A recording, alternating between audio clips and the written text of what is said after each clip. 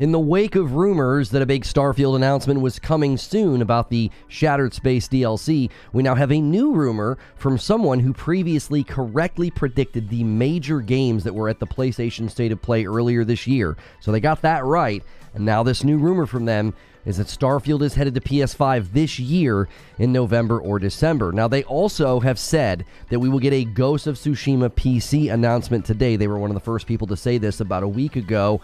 And that might happen. So if the Ghost of Tsushima PC thing happens on March the 6th, that'll add a little bit more credence to what this person is saying. Now, personally, I still feel that's too fast. I thought they would use this year, they would use 2024 to update Starfield every 6 weeks, and then they would release their DLC and then bring it to PlayStation 5 later. But perhaps they have timing plans with the DLC that I did not consider. There's also an unexpected Starfield update that hit today. It's not that unexpected, but, you know, they're supposed to be updating the game every 6 weeks, but that's what people said, and it's hitting the Steam beta branch. So it seems that the updates every 6 weeks are roughly on schedule. They're adding features, and they're fixing some Quest bug fixes that were, needing to be addressed. But will Starfield land on PS5 that fast? Some still think the game will never hit PS5, while others took Phil Spencer's previous evasive answers to be pretty telling about their plans for Starfield on rival platforms. Now, I open up the video with a monologue, so you don't have to go searching for my thoughts, my coverage, where did we get this information, who's saying this. I put it all right here at the beginning of the video so you don't have to go looking for it. Now, if you watch these past broadcasts, a lot of you guys support the stream and watch past broadcasts. I want to say thank you for doing that. Don't forget to press the like button, make sure you're subscribed to the channel, and consider becoming a member. That is the best way to support this channel directly if you can. If not, watch as often as you can. You should get a gifted membership. So make sure you hit subscribe and the bell button so you don't miss these live shows. So two recent rumors about Starfield seem to be aligning. One rumor is about the DLC, and the other is about when the game will be coming to PlayStation 5 and when. So, some are still holding out hope that Starfield will never make the jump, while others have quickly shifted to claiming that exclusives are bad and anti-consumer. But given Phil Spencer's answer when asked about Starfield and how fast the first 4 games are coming to rival platforms, I don't see any reason to doubt that Starfield is headed for PS5.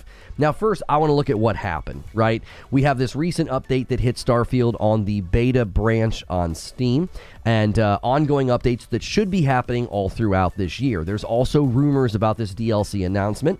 And second, I want to look at the reactions to this. Some folks are still really unhappy with me about this and my claims or my theories, which I suppose is easier than being mad at Phil Spencer or Xbox. That seems to be impossible for some folks. Lastly, I will give you my thoughts on this. These rumors seem to be lining up with the theory that I had about how they would time this and what exactly they are doing with the game, even though it does seem faster than I expected. But I suppose the 4 games making the jump, that was faster than we all expected too. So first, what happened? Well, first, there were rumors that a big Starfield announcement would soon be coming. According to Game Rant, quote, Starfield's Steam DB page has recently been updated, indicating that its Shattered Space DLC may be closer than expected. And Game Rant wasn't the only one to notice. They pointed out Insider Gaming also drew attention to this, and here's the quote. Insider Gaming pointed to Starfield's Steam DB page, which has been updated last week. Now, in the DLC tab, an unknown app has been added next to Starfield's pre-order and digital premium upgrade editions.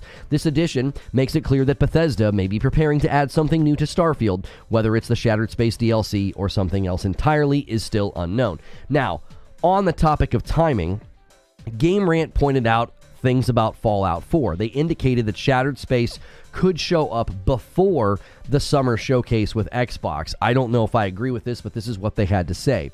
Fallout 4's DLC, where all the DLCs were released in the year following its November 2015 launch, with the earliest Automaton DLC having dropped in February 2016. With that in mind, it wouldn't be impossible for Bethesda to have Shattered Space ready to go sometime in the coming months, perhaps even before Xbox's confirmed June showcase. Now, I don't agree with this. I would imagine that they would want to leverage a big Starfield DLC at the showcase, maybe even split like they did previously, where you would have the Xbox showcase and then like a 30-minute Starfield DLC direct afterward. It could be sort of a, their vision for the future of Starfield because I believe these updates every 6 weeks. They've got bigger plans in mind for this game. I also think they would want more time to push updates and fixes. Just this week, they're fixing things like quest bugs. They described it on Twitter as an update that focuses on, quote, quality of life improvements and bug fixes as we get ready to add more features and content to Starfield this year. That doesn't sound like a quick runway to the DLC coming out, right? And I'm fine with that. I don't think they want to push it out too early. I did an entire stream about how they can use these updates and they can have, I believe, a Cyberpunk Phantom Liberty moment. They can have a comeback. Currently, Starfield has a 61% on Steam, and within the last 30 days, the score is abysmal. It is a 41%. So the most recent people buying Starfield on Steam are giving it a very, very low score. It doesn't look much better on the home turf of the Xbox console, where it has a 70%. Needless to say, the game has a long way to go if they want that 2.0 comeback moment. Now, another rumor resurfaced. This was actually made on February the 24th, and I guess it just went unnoticed, or people didn't pay it any mind. The same Twitter user who correctly predicted 4 of the big game reveals at this PlayStation State of Play, they made a claim about Starfield coming to PS5, and they had the following to say. Starfield will be announced for PlayStation 5 with a release between November and December 2024. The 2025 plan is even bigger, featuring well-established franchises in the Xbox universe. Now, obviously, this seems like a complete dream or a fabrication, but after how quickly Sea of Thieves, Hi-Fi Rush, Pentiment, and Grounded are coming to rival platforms, it stands to reason that other games are going to be coming in the second half of 2024 and even more in 2025. With those 4 games, they could have easily spread them out this year. They could have done one each quarter. The rapid-fire release schedule points to 2 things. This was in the works for a while. We learned that the team who helped Rare bring Sea of Thieves to PlayStation, well, they started working with Rare over a year ago. And the other thing that this points to, doing it that fast, doing 4 games within like a 2 to 3 month window, it makes room for more games and more announcements. We know that Xbox loves quantity. They love fast cadence or good cadence. So the shoe fits. It could time well with a marketing plan that has the Starfield DLC as the centerpiece for the Xbox Summer Showcase.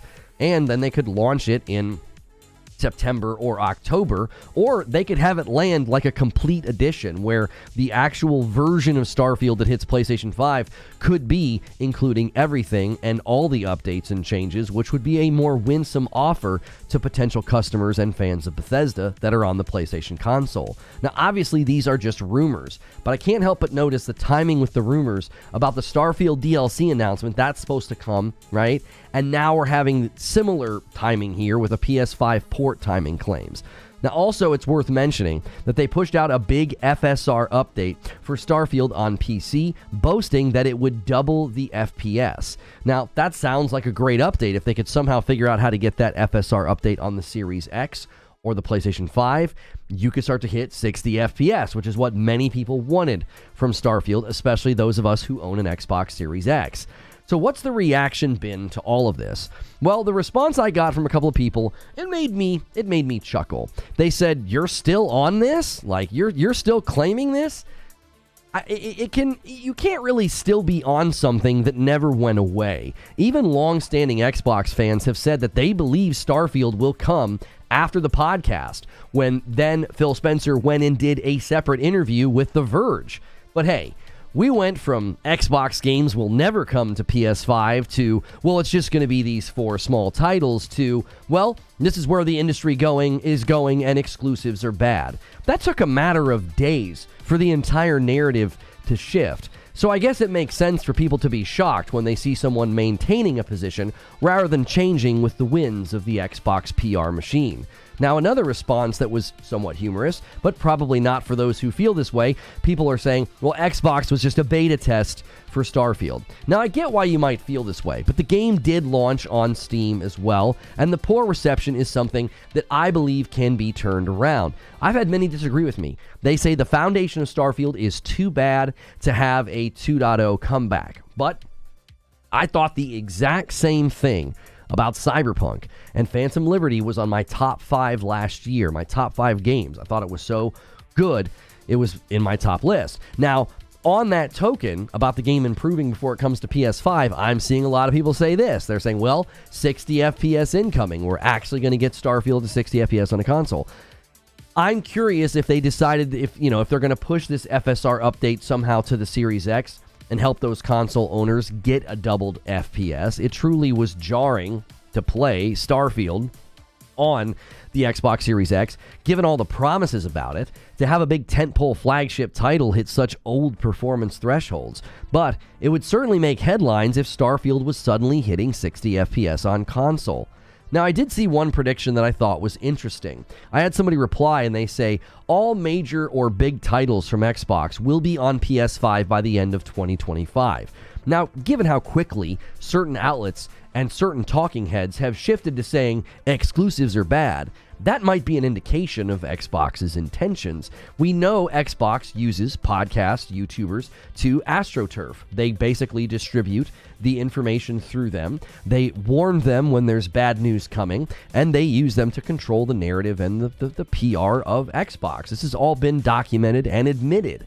So now that we have suddenly people saying, well, exclusives are bad, that seems to be coming from Xbox. If Xbox was going to hang on to certain exclusives, I don't think you would see all these people talking and running these talking points directly from Xbox. I don't think it'd be so quick, demonizing exclusives as anti-consumer. Now, I had some people ask in a more polite and a more genuine way. Some people do have the ability to be kind on the internet. They said, do you actually still think this is happening?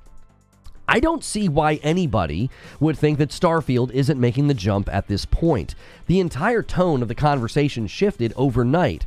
All it took was Phil Spencer making a remark about Helldivers 2, and the AstroTurfing began. He said, I don't know who it helps, Helldivers 2 not being on Xbox, and everybody is now running with exclusives are bad, exclusives are anti-consumer.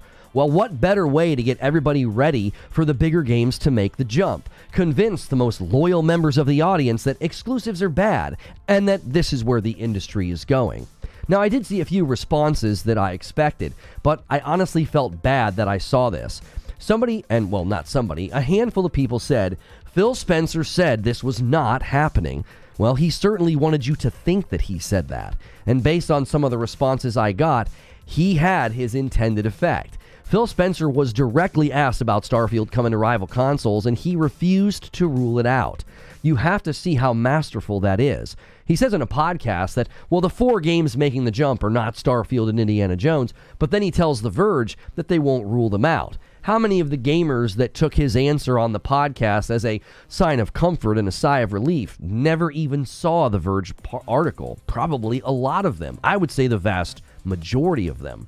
As I said, based on some of the responses I'm seeing, Phil achieved his intended effect. People still think that Phil Spencer said that's never coming to PS5, and he never said that. So, what are my thoughts on this?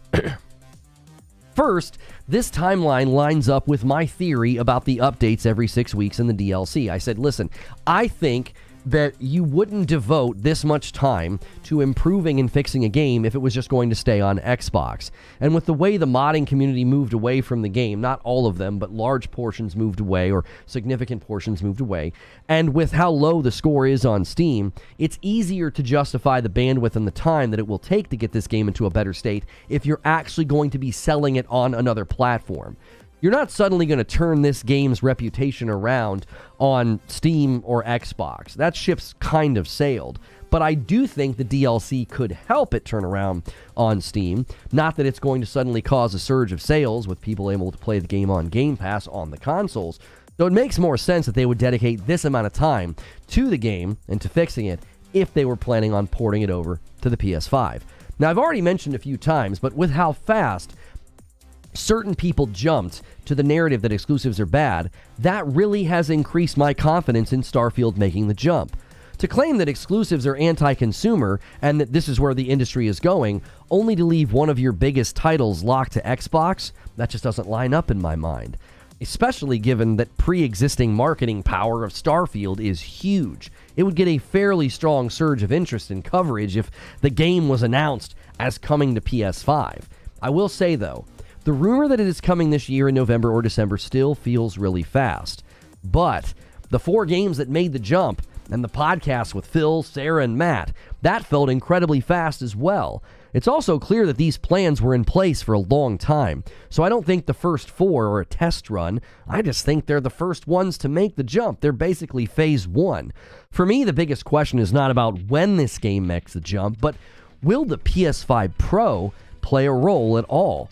We're hearing that AMD has announced they will deploy AI upscaling in 2024. We also heard that the PS5 Pro will utilize AI upscaling to hit significantly higher levels of performance, and that would pair nicely with a freshly updated and renovated Starfield Complete Edition with the DLC.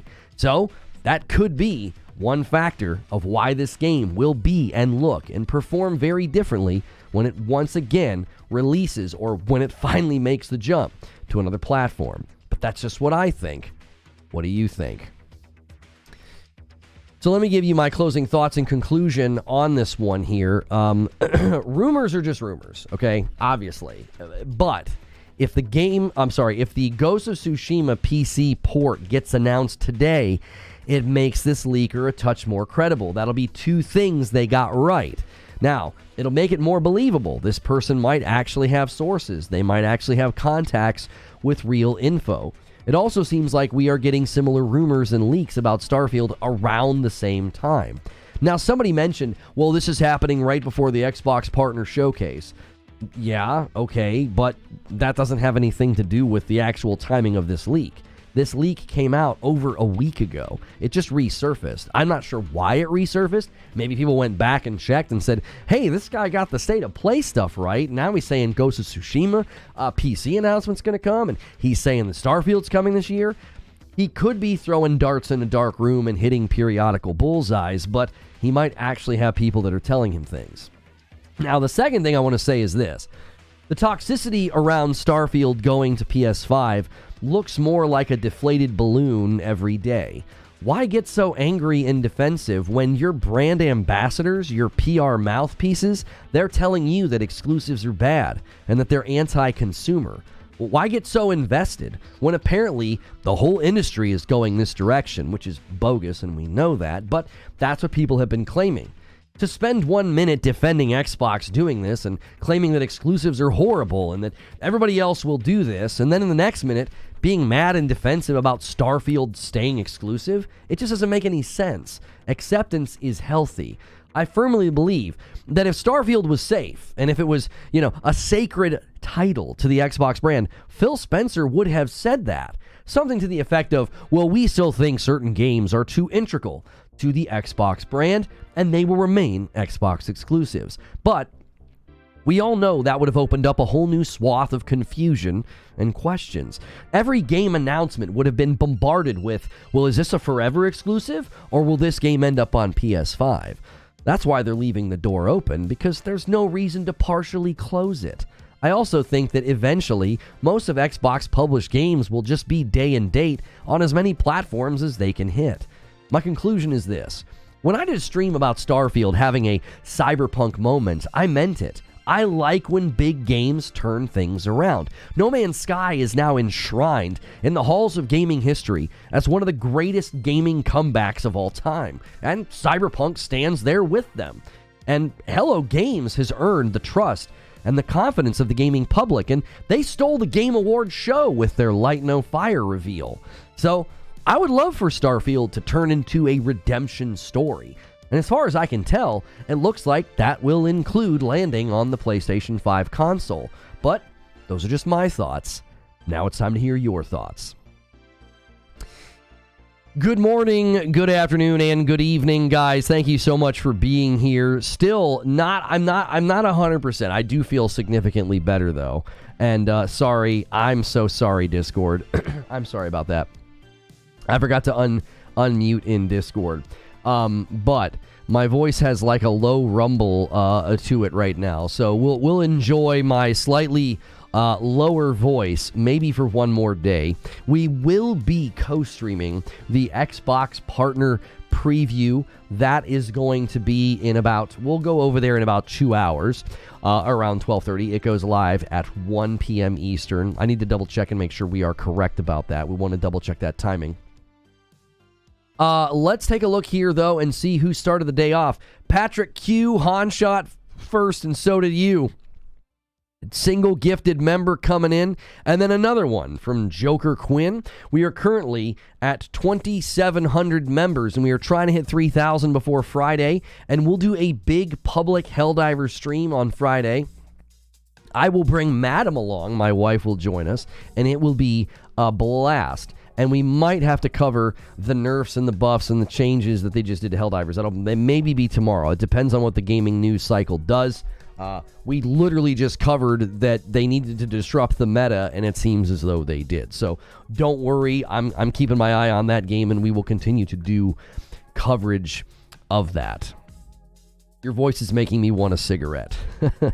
Yeah, I sound like one of those, like, 1950s, housewife, it's like in those shows, stay in the yard, Jerry, and they had that nice, scratchy voice. The game industry changing so much now by getting too expensive and going in a different direction than previously, so I wouldn't be surprised by this. Well, I do think that, hey, thank you so much, David Hoodat, and you picked the right member tier. I love when people do that. That moves the member goal, by the way. You guys don't have to wait for somebody to gift you a membership. You can click join, or you can use the join command in chat, and then pick that $6 member tier. It supports me and the channel directly, and it gets you into all the extra member content. Oh, so it is. It's 1 o'clock. Okay, 1 o'clock Eastern. Okay, thank you. Thank you for that confirmation, Zinthos. I appreciate that. John Always with 30 months and a VIP. Do you think Xbox will optimize their ports for the Pro? This is a significant question. What do they think about parity going forward? What do they think about parity? I don't know. You're clueless on how third works? I'm sorry. Who are you talking to? Me? What's third? What are you talking about? On how third works? As far as the optimizing for the Pro, I think they're going to throw parity out the window. That's what I think. Do you think Arrowhead's been bought by Sony PlayStation? No, the Arrowhead CEO said that that's not happened. It could happen in the future. He didn't say that they weren't open to it, or they were like, we aren't for sale. He just said that they have not been purchased by PlayStation. No. Oh, he's going off about third parties. Who's he speaking to? Is he speaking to me? That I'm clueless about third party? I'm not sure what you're saying. As far as optimizing games for the PS5 Pro, if Starfield leverages the increased power of the PS5 Pro, that will be a very interesting day, because we've already seen them drop feature parity with Baldur's Gate 3. So if a game is big enough, or an opportunity is big enough, Xbox is totally okay with throwing parity out the window, right? I don't know. Few points. FSR 3 was not announced for PS5, and it's dependent on DirectX 11 and X12. Also, FSR 3 is used to get a game that is running 60 to get a stable or have it running at higher. Well, the trailer I saw for FSR, the update in Starfield, said it was doubling the FPS.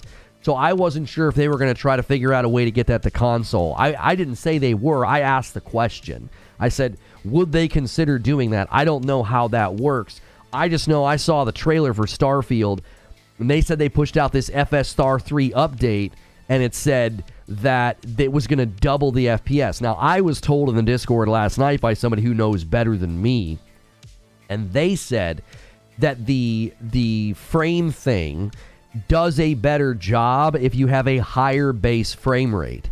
And since the base frame rate of Starfield on console is 30, it wouldn't probably help as much, or wouldn't be something that they could even leverage. So I don't know. They added the FSR updates to PC. Yes, I'm sorry. I feel like I said that in the monologue. I'm pretty sure I was clear on that. Hopefully I didn't misspeak.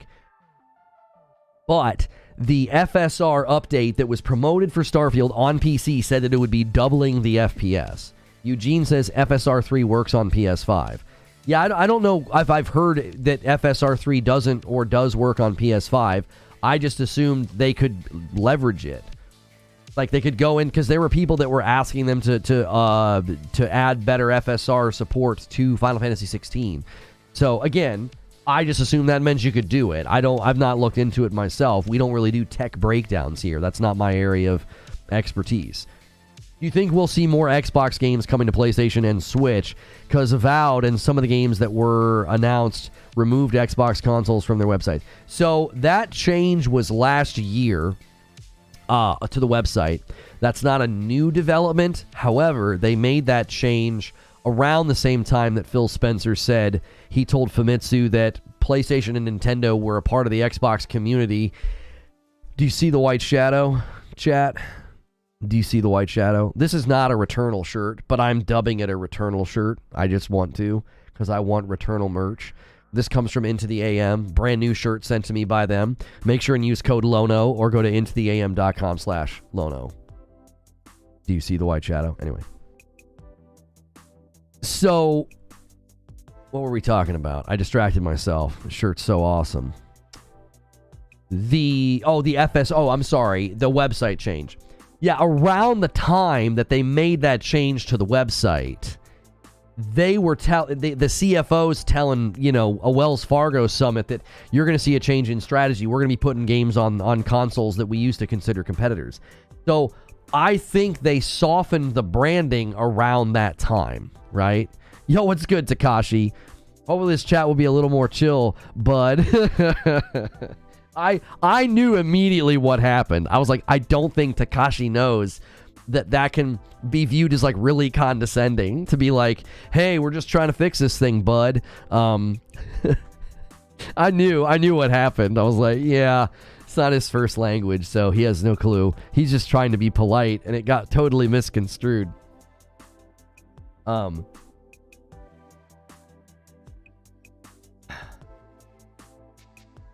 Eugene says you can implement FSR 3 and not implement frame gen. Oh, okay. Okay. The naming conventions of these upscalers suck and confuse everyone, says Zubair. It's pretty much just shorthand for frame gen at this point. PS5 Pro is rumored to have its own in-house upscaling. This is true. So I mentioned that in the show open. I said that AMD, according to what I read, AMD has announced they will be launching an AI upscaler this year. And funny enough, when we heard the most recent PS5 Pro rumors, it was rumored to have an AI upscaler. Now, if that's something that's happening post, as in after, then the rumor was that developers would not have to do a lot of extra work to leverage it. So we'll see if that all shakes out to be true. That's the problem with arguing before coffee, bud.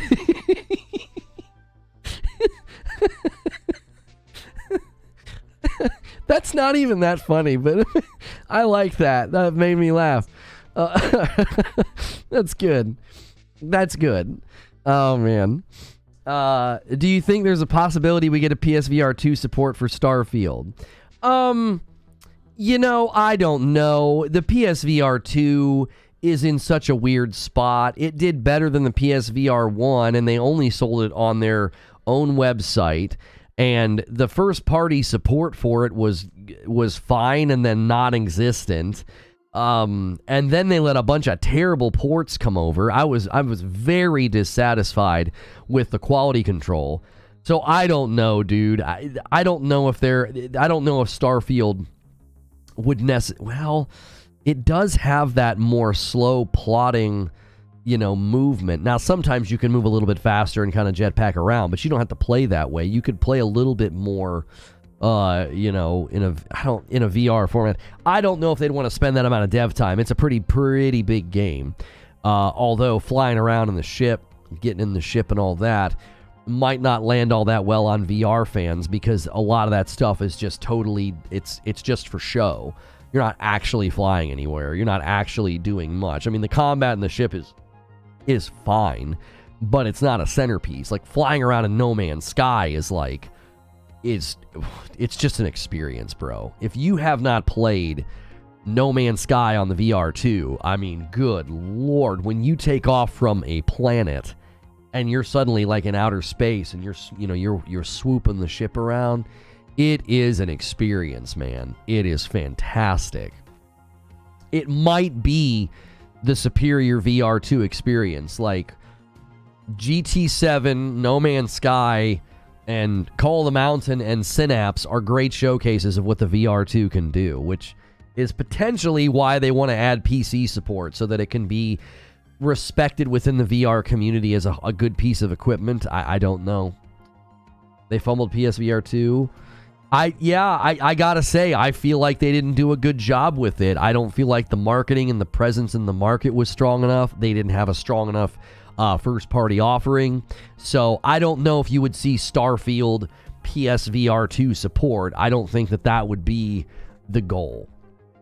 I think the goal would be... Yeah, I'm sorry, I left out Resident Evil, Eugene. We've had a lot of people say that the Resident Evil 4 is fantastic in VR. I've been meaning to stream that and do that, but I need a microphone for streams like that. There's a microphone I gotta buy.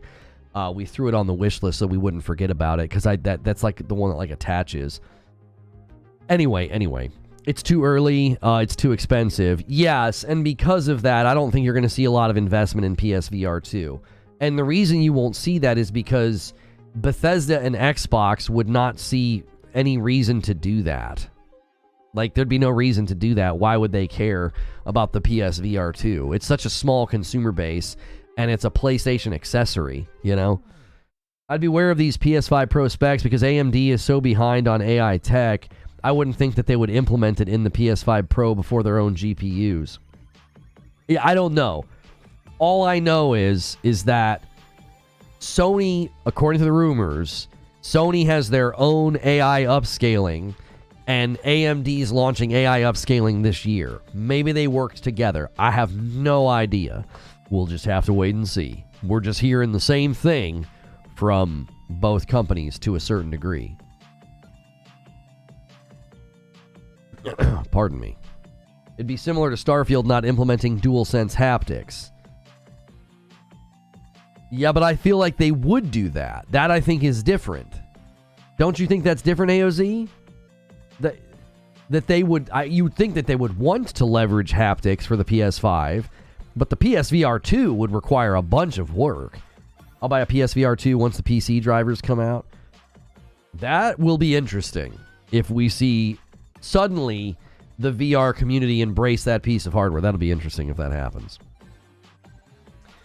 Yeah, the rumors are that Sony has their own proprietary solution. So now the reason we're talking about the PS5 Pro is because the stream today is about Starfield PS5.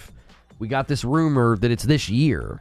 And so people are speculating about, like, okay, well, what will performance be like on the PS5 Pro? Like, are they going to leverage the power and the updated technology? I don't know. That'll be extremely interesting if the best place to play, if one of the best places to play Starfield is the PS5 Pro. That'll be what a headline that will be. Eugene says they beat everyone with SSD and data controller implementation. I don't know why people don't think that they could leapfrog here as well. Yeah, Sony is really, I think, lately flexing a lot of their tech muscle with the stuff that they've been doing first, even in their cloud streaming. So, I don't know. I saw an interesting stat. You know, we could obviously try to verify if this is accurate or not. I believe it was Jez Corden who tweeted that when Instagram and Facebook and Meta and everything was down for X number of hours, that they lost like hundreds of millions of dollars. And he said something to the effect of, like, you know, cloud-based something is expensive. Like, he indicated, like, wow, you know, you can lose a lot of money when stuff goes down.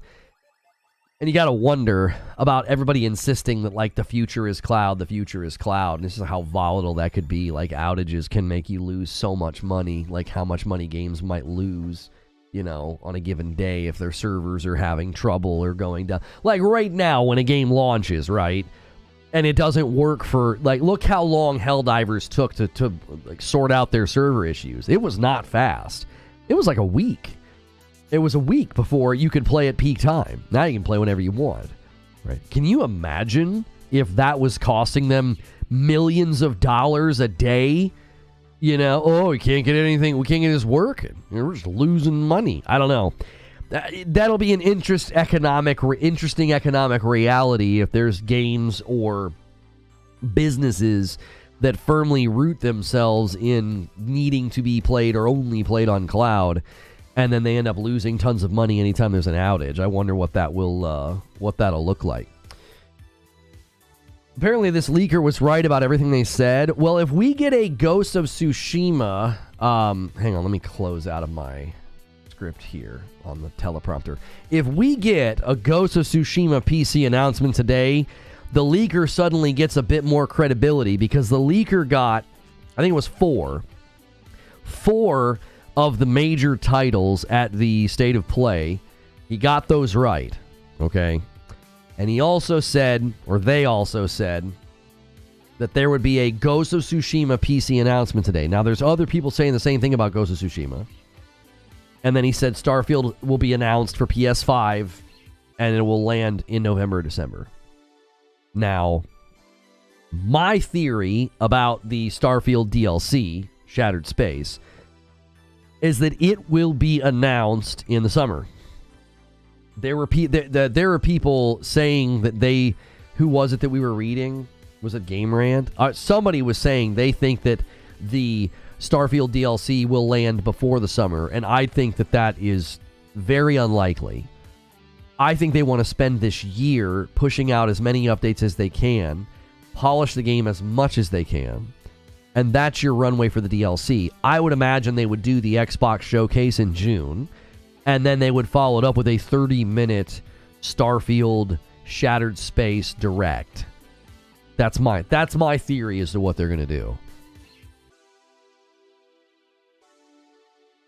That's what I think they're going to do. And then I think if they launch the DLC at the same time as this game hits the PS5, I think that also is a decent theory. That they basically launch a Starfield Complete Edition. You know, they would probably name it something fancy, Starfield Galactic Edition or something, and it would include the Shattered Space DLC. Is the audio out, or is it just me? It's probably just you. I mean, there's 600 people here. If I was having an issue with audio, everybody would be screaming at me. Somebody might need to tell DBZ Extreme to refresh or something. If they're putting AI upscaling in their systems, they would be depreciating their current PS5 SKUs. I would rather Sony invest in backwards compatibility with PS2 and PS3. Well, there's nothing wrong with wanting that. You know, I want better backwards compatibility with PS2 and PS3.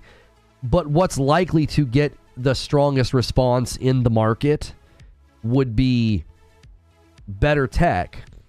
Like, I want you to think about the average person right now who owns a PS5, and then everybody else that's going to buy one, and then everybody else that's going to buy a PS5 Pro. I want you to think about all those consumers. On the grand scheme of things, I don't think they, in mass, I don't think they care about backwards compatibility. I don't think it's this big, strong demand. You know, I feel fine. I'm getting over some allergy stuff, so my voice is kind of like rumbly. Why would they depreciate the current ones? That's not happening. Yeah, I don't think they would do that either. I wasn't even pushing back on that. I was mainly pushing back on the notion that, like, they should be investing in better backwards compatibility. I'm like, what the... Listen, that was this huge point of contention when this generation started, because one platform had launch titles and another didn't. So one platform had to celebrate stuff that, like, didn't really matter. Like, yeah, buy a brand new Xbox for backwards compatibility. I mean, that's why they pushed FPS boosts and other features, because that was some of their major selling points. Have they updated any more FPS boost games since? I don't think so. It's not really a focus anymore. It was only a talking point in that first year, so they had something positive to talk about because they had no games. Joker Quinn with a gifted member. Thank you so much, taking us to 4 members on the day. If we hit 100 members each day, we will hit that goal of 3,000. We're currently at a little over, I think we're at 2,770 something. We're actually, I think, closer to 2,800 than I than I originally thought. Sony has the back-end data of people playing backwards compatibility, so if it's worth it, they would do it. I don't think a vast majority of people play backwards compatibility to warrant them spending money on it. That's exactly right, Mr. Anderson, Allow me to share a revelation from my time here. I think that they're also getting new customers. Like, if you look at the trend, especially in North America, they are getting consumer migration. And because they're getting consumer migration, I think that's one of the reasons that they're focusing on remasters and remakes. Because they want their biggest names and their biggest pieces of property to be at next-gen graphical fidelity for all those new players. And then you have to consider how many of those new players give a rip about backwards compatibility. They just don't. And in addition to that, how many long-standing PlayStation fans are just like, yeah, it's fun every once in a while, but in large quantities of players, I don't think backwards compatibility games are being played that much. And a 5-bomb comes in from Alex, taking us to 9 members on the day. Thank you so much, Alex. Right, they PlayStation's had a market share increase in the US and the UK, so it stands to reason they're getting new customers. So going forward, I don't think they're going to do that. I don't think they're going to be too concerned about backwards compatibility with PS2, PS3.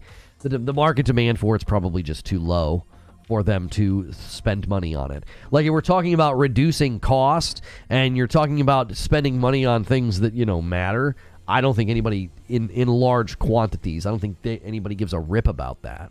I'm not denigrating it. If you wish that they did that, or you wish that they would take those old games and make them better and make them playable, that's fine to want that.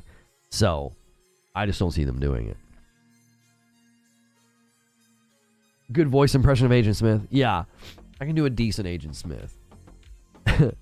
The reason we're on this topic of hardware innovation is if Starfield comes to PS5, it's all but confirmed there's a PS5 Pro this year. And that's kind of the topic that we're on, is would they leverage the increase in strength for this game? Like, would they? I think it's a fair question. I really do.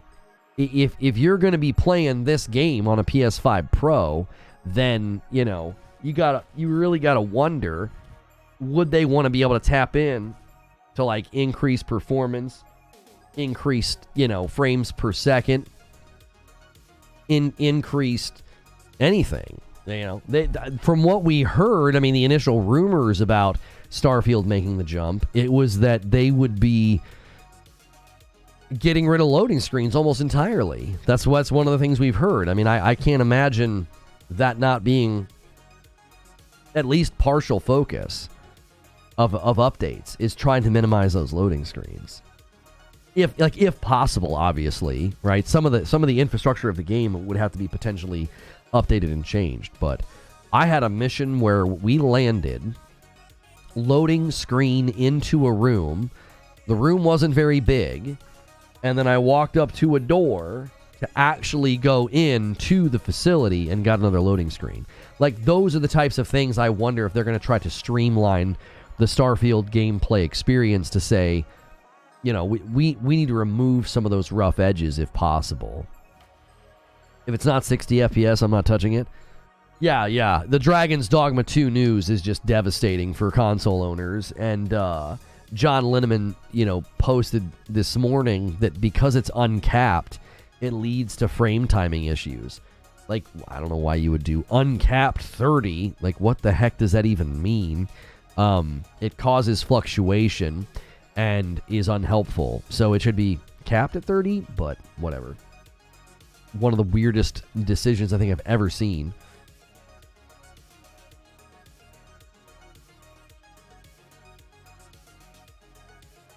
Abe says no loading screens and I'll start over on PS5 and abandon my PC build. No. Abe, I'm not saying that they're going to remove loading screens just for PlayStation. I'm saying I think they'll remove loading screens in the game. I think they're going to spend this year trying to address that. I think there's going to be some significant updates to Starfield this year. I do. I don't think you commit to updating a game every 6 weeks if you don't have a bigger plan? Like, look at what they've done as an example. Look at what they've done with No Man's Sky. Do you honestly think that, like, they were just doing it for the fun of it? No, I think they had plans. You know, I think they had plans. I think they knew. They're like, we're going to be doing a very steady cadence of updates and things to No Man's Sky. And I think when you basically come out and say, oh, we're going to update the game every 6 weeks, I think there's a bigger plan at play. I think there's something more going on. I don't think it's just this like, oh, we feel like tweaking our game. I think they're looking at Shattered Space as a potential turning point for Starfield.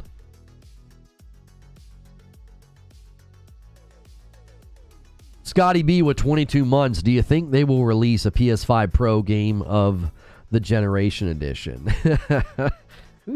Who said that? Whoever said that and started that phrase, oh my gosh. You know what that reminds me of? It reminds me of Destiny and the 10-year plan. They had a 10-year contract, and a YouTuber or somebody somewhere uttered the phrase 10-year plan, and it became headcanon for the hive mind of Destiny players that there was a 10-year plan. And I feel like Game of the Generation or Game of a Generation, I feel like somebody said that, and it's like, it's just a meme at this point. It's a total meme. It's like, yes, Starfield is a game of a generation. Like, I don't think Bethesda ever said that, did they? I don't think Bethesda ever said that. I think somebody said it somewhere. You know, some Xbox podcaster was so excited. You know, they got ahead of themselves. Destiny's actually turning 10 years old this September. This is true. This is true. They did it.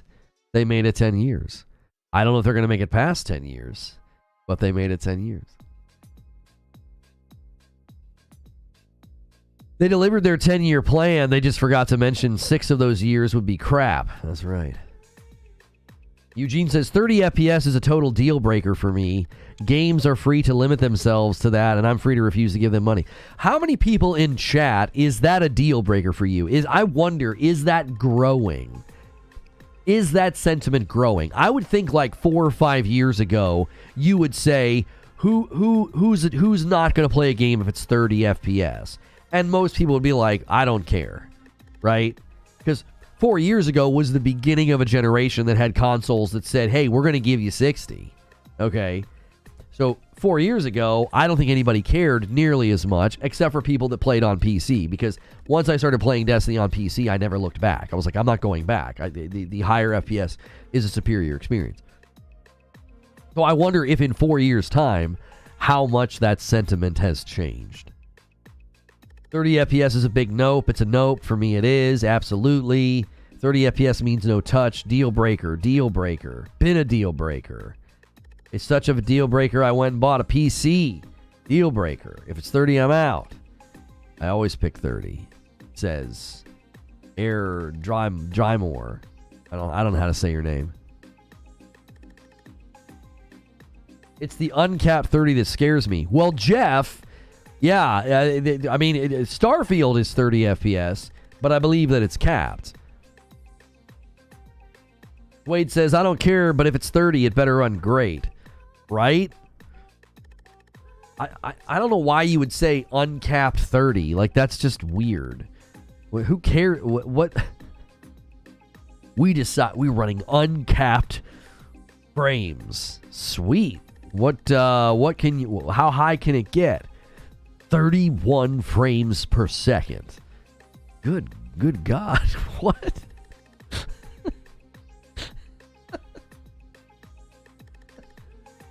What? Oh my gosh. Apparently, expressing your preference is an echo chamber. Wait, who said we're an echo chamber here? 4 years ago, I would not get this response. A lot of people didn't care. Who's saying that we're an echo chamber? Kaiser Soze says nothing but echo chamber with the 30 FPS. What the frick are you talking about? The previews have stated no optimization issues and it runs great.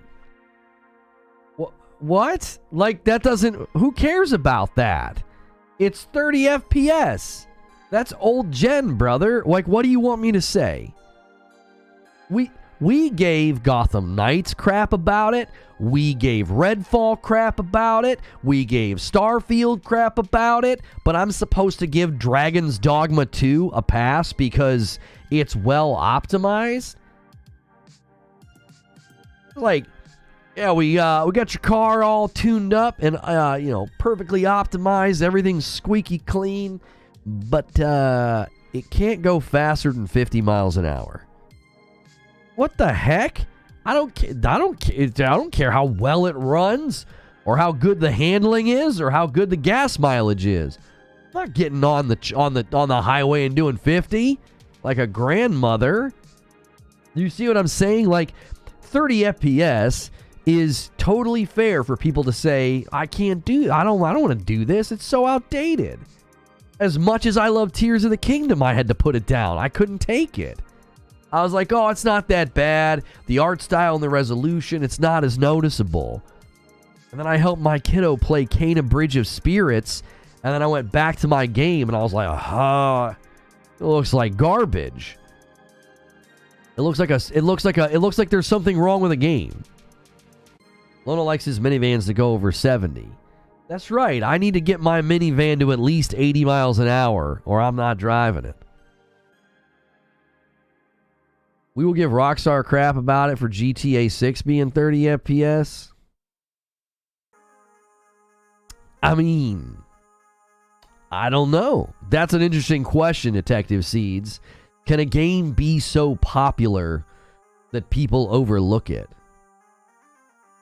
Eugene says, what part of we don't like it do you not understand? Yeah, we don't like it. What's the problem with that?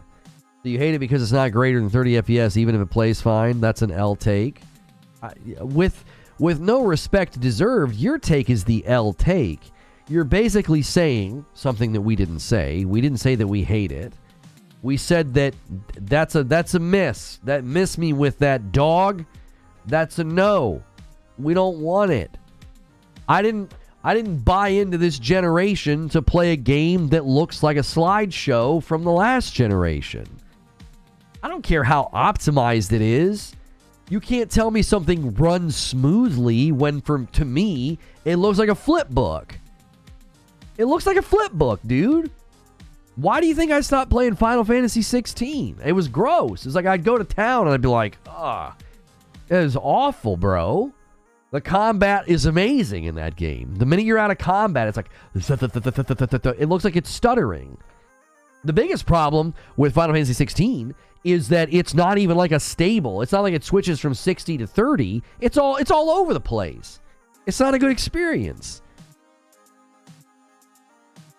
30 FPS makes my eyes hurt, my head hurt, I get nauseous. F off? Yeah, like, I'm not saying F off. I'm just saying, yeah, it messes with my head and my eyes too. What are you talking about, dude? Like, why aren't players allowed to have preferences? You always talk about people not telling you why they think it's a bad game. Why is 30 FPS bad? Have I not listed enough reasons? Have I not listed enough reasons? We were promised 60 FPS this generation. We were promised no loading screens. We were promised better resolution and graphics. So if a game came out and was like, yeah, well, we decided not to do any of that, you know, are the graphics and the effects and the fidelity of Dragon's Dogma 2 like that amazing that you're just gonna give them a pass? Like, no, that's fine. Runs like a game from 10 years ago. That's what 30 FPS feels like.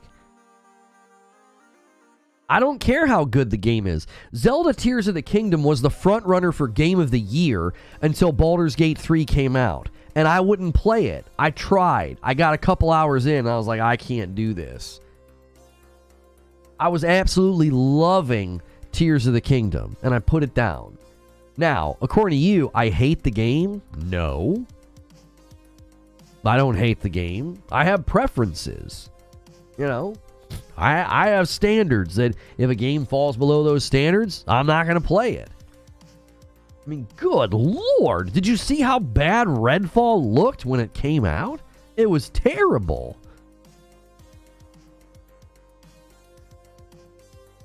Then don't what? Don't play the game? That's exactly what I plan to do. To be fair to the devs, they weren't the ones promising that. Listen. With the power behind the Series X and the PS5, any developer that's capping their game at 30 FPS made that choice. They didn't slip on a banana peel and they're like, whoops, the game's 30. No, they made a choice. They chose to make a game that's going to run at 30 FPS. Now, let me ask you something. On my 2080 Ti PC, do you think that I could go and tweak the settings and lower the resolution, and lower the lighting and the draw distance, all these things, and get it to where I could get, a 60 FPS experience? Do you think that's possible? Because if it's possible for the user to do that, like I did with Starfield, I spent 5 minutes, tweaking settings and turning things down in Starfield, and got stable 60 everywhere but the main city. Everywhere. Didn't matter where I went. That means Bethesda could have given me 60 FPS on the Series X, and they chose not to. So, yeah, it's a preference that I have. And if you decide not to give that to me, well, it's a free market, baby. I'm not buying your game. I'm not. Why would I do that? Why would I buy something that I know is below the standards that I like? I do wonder that some studios can get away with it. Red Dead Redemption 2 has been 30 FPS and it's incredible. It'll be very interesting to see what the reception is for GTA 6. Okay. But Red Dead Redemption 2 released in 2018, Detective Seeds. That's 2 years before we got the new generation of consoles. That's an entire year before the Project Scarlet marketing even put out the idea that you could buy a console and get 60 to 120. It wasn't even anybody's purview. No one expected Red Dead Redemption 2 to run at 60 FPS. It was not an expectation at that time.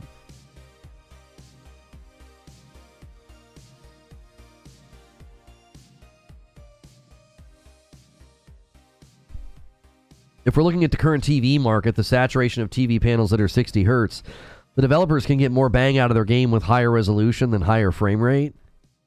I tell games that cap their game at 30 FPS, I tell them good luck. Dragon's Dogma 2 will do incredibly well. I don't think they have any worry because I think they're going to get generally good support from the long-standing fans. It's one of those titles that will stand tall regardless.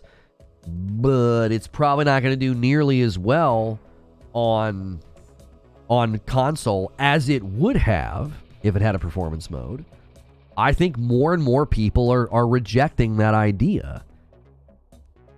They don't want a game at 30. Come on. It was literally a PR problem for Redfall and Gotham Knights. Why is that all of a sudden? Why are we forgetting that? I'm just using that as an example to see how the news would be handled if GTA 6 is locked at 30. If it's locked at 30 and you need a PS5 Pro to be at 60, woo! That's something. That'll be something, dude. Because people, I'll tell you this, Detective Seeds. GTA 6 will be so popular, it won't matter. Excuse me. They could come out and say that they went for a cinematic 24 frames per second experience, and GTA 6 would probably be fine. Because the average consumer is going to be like, it's GTA, I don't give a frick. People are going to live in that game. They don't care. Now, for someone like me, I'm going to be like, okay, please give me 60 on the Pro.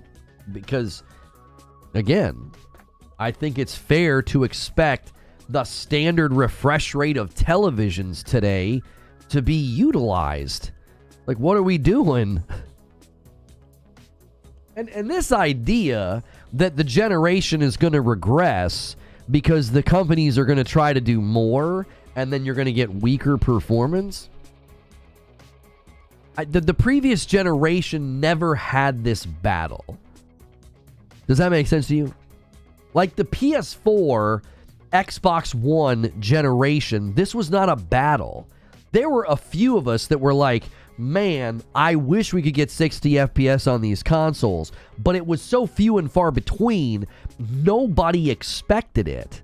For this generation to start with especially on the PlayStation 5, there is a litany of games that offer fantastic performance modes. Insomniac is making everybody look dumb, if you want my honest opinion. The Decima engine and Insomniac's homebrew engine making y'all look silly. Like, do what they're doing. Figure it out.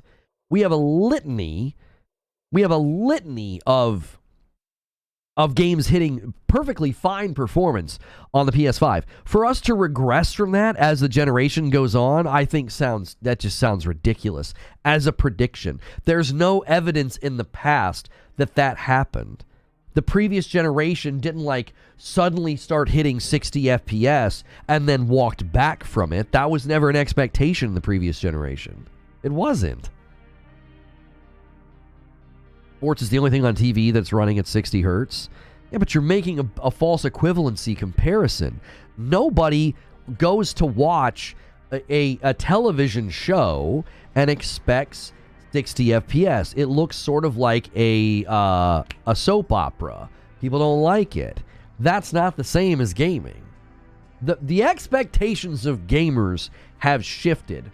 If it hasn't, then why did they make the announcement about Starfield being 30 FPS like this offhanded remark in an interview to IGN instead of making it this center stage thing? Like, if it's no big deal, let's just take the premise that it's no big deal and the average person is not watching television shows and programs at 60 FPS, right?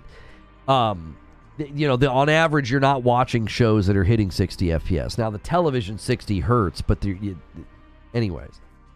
The point being, let's just stake the premise that 30 FPS is no big deal. If it's no big deal, then why wouldn't you just announce that? Starfield Direct.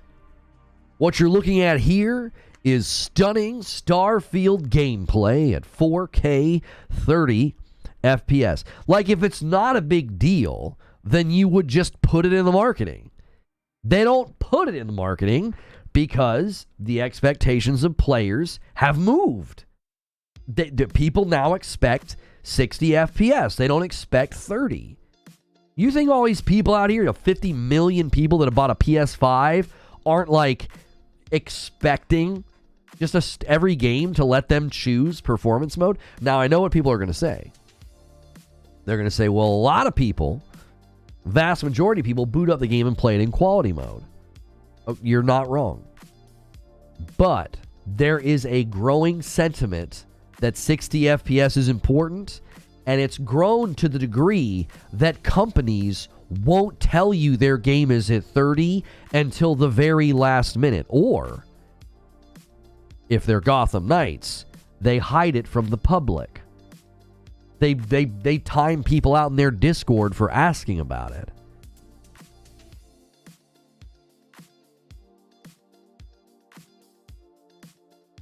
$5 super chat.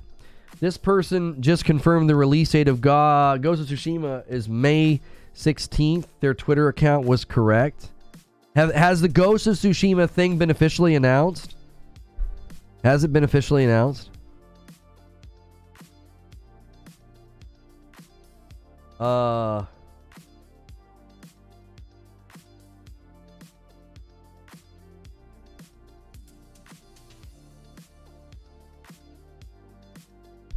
Hang on. I had a DM, sorry. Yeah, Ghost of Tsushima's trending. Has it been officially announced? I'm not seeing anything in my timeline.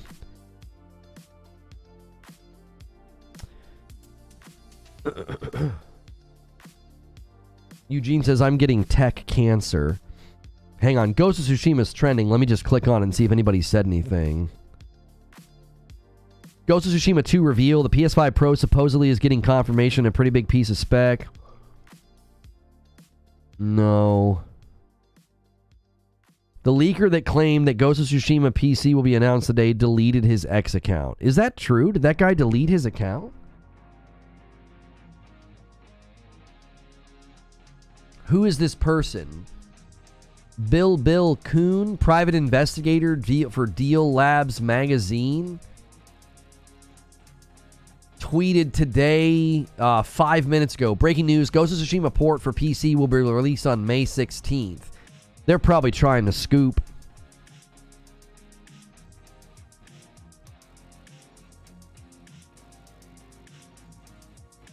They're probably trying to scoop. I bet you they know it's getting announced. I bet you they think it's getting announced. Or they think it's getting announced today. Sorry.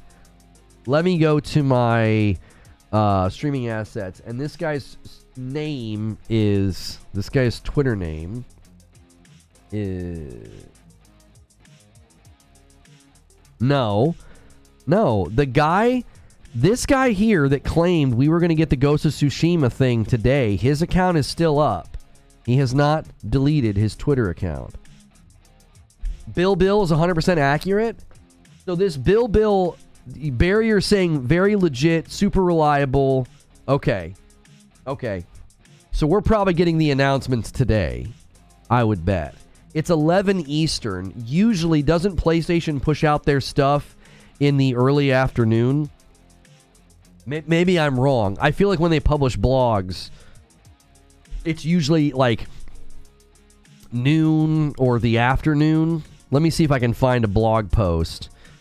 Here's Dragon's Dogma. That was at 5 o'clock. They did a blog about that yesterday. Let's see here. Strap on. Okay, so here's the introducing 5 new games from the India Hero Project. They did that at 10 in the morning yesterday, so they could announce it at any moment. Bill Kuhn's a legit leaker. Okay. Or Bill Kuhn. I don't know how you say the name. Wario is now announcing it. Is it on Steam? It's on Steam. Yeah, it's already on Steam. Yep. I'll show you guys. That means that the guy that leaked this Starfield thing, he just became more trustworthy. He said that this was going to happen today. He said it. He said this was happening today, and he said it like a week ago. There it is. Ghost of Tsushima Director's Cut. May 16th. Ultra-wide display. Let's back this up and watch this trailer here. First time on PC. I love Sucker Punch so much, dude. I hope they freaking nail the next game. Ultra-wide display support. Sucker Punch is gonna prove to PlayStation that you can make great games like this on smaller budgets and with smaller teams. I think this is the way forward. Upscaling, DLSS 3, FSR 3, Intel XeSS, NVIDIA Reflex low latency, and DLAA support. Oh, this game is beautiful, dude. DualSense support with haptic feedback, of course, and adaptive triggers, of course. That's expected.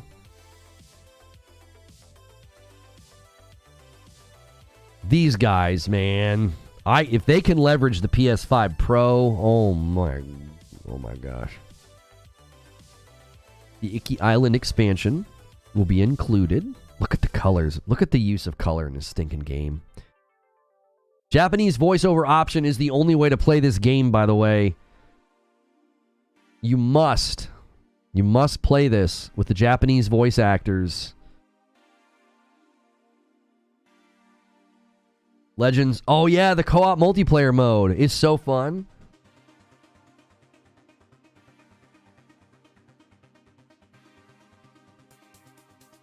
Coming to PC May 16th. Pre-purchase now. All right, let's take a gander really quickly. I want to get back on topic with Starfield. We're kind of all over the place.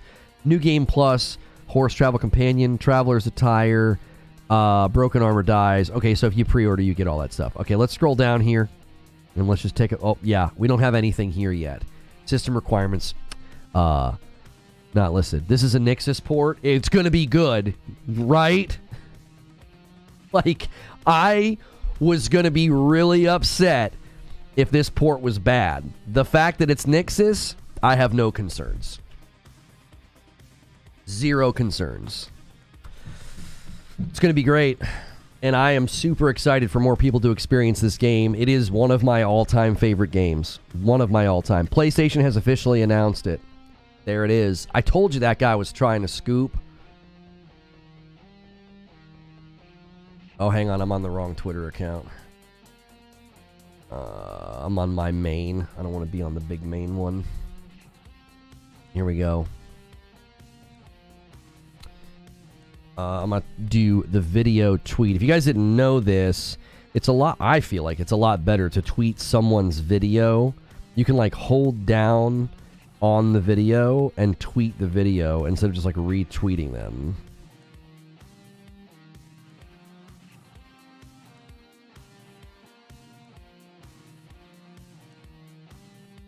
Nixus port. There we go. All right, let's get this tweet sent. I can't wait for this. Nixus port. With the little hand emoji. There we go. Well, as I said in the show opening monologue, I said, if Ghost of Tsushima coming to PC gets announced today, then the guy that leaked Starfield coming to PS5 in November, December, he just became more reliable. He said this a week ago, and he also said, here, let me show you. Let me show you the guy. And people are going to be like, oh, it's this guy doesn't know what he's talking about, blah, blah, blah. He's not reliable. He said on February the 27th, he said, in the coming days, the announcement for Ghost of Tsushima on PC will take place. Sony plans to unveil the exclusive sequel for PS5 at a mid-year event. This is going to be such a good year for gaming, bro. I'm pumped. But this guy is the one who said that Starfield will be coming to PS5 this year. Now, he said that on February the 21st, this is the same guy that rightfully predicted that X number of games are going to be at the PlayStation State of Play. He got that right. Okay? February 21st, he says more Xbox games for other platforms will be announced, including Hi-Fi Rush, which for now will only be released on PlayStation. Okay? That was a little bit easier to predict. On February the 15th, he says these will initially be the Microsoft games coming to PlayStation. Many more will arrive and will announce at later dates. I feel like this guy's got a contact somewhere. He's got somebody giving him the goods. He's got the janitor's phone number, and a 10 bomb comes in from Risick. And there we go. That's Ishin, not Jin. I thought that was going to be Jin. Which one's Jin? Oh, Jin's the 5 bomb. Somebody do a 5 bomb so Jin can pop out. Jin Sakai. Hang on, I missed the super chat. Rabbit's $5 super chat says, in my personal opinion, third-party games have somewhat been nerfed because they have to make their game run on the Series S. Well, and earlier in this generation, I predicted that game developers would want to skip the Series S, and we learned that they did. They wanted to. They expressed at Gamescom that they didn't like the Series S.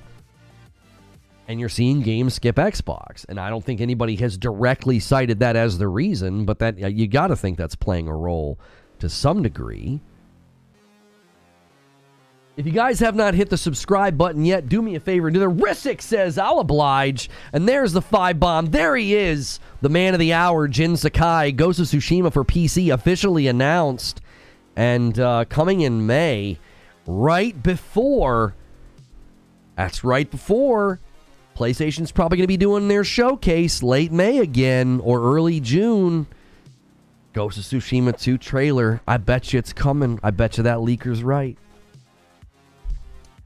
Derek says, I think gamers' expectation change is the stronger argument, combined with you promise 60, but we aren't getting it, and that's a checkmate, other than games like Zelda where it's impossible.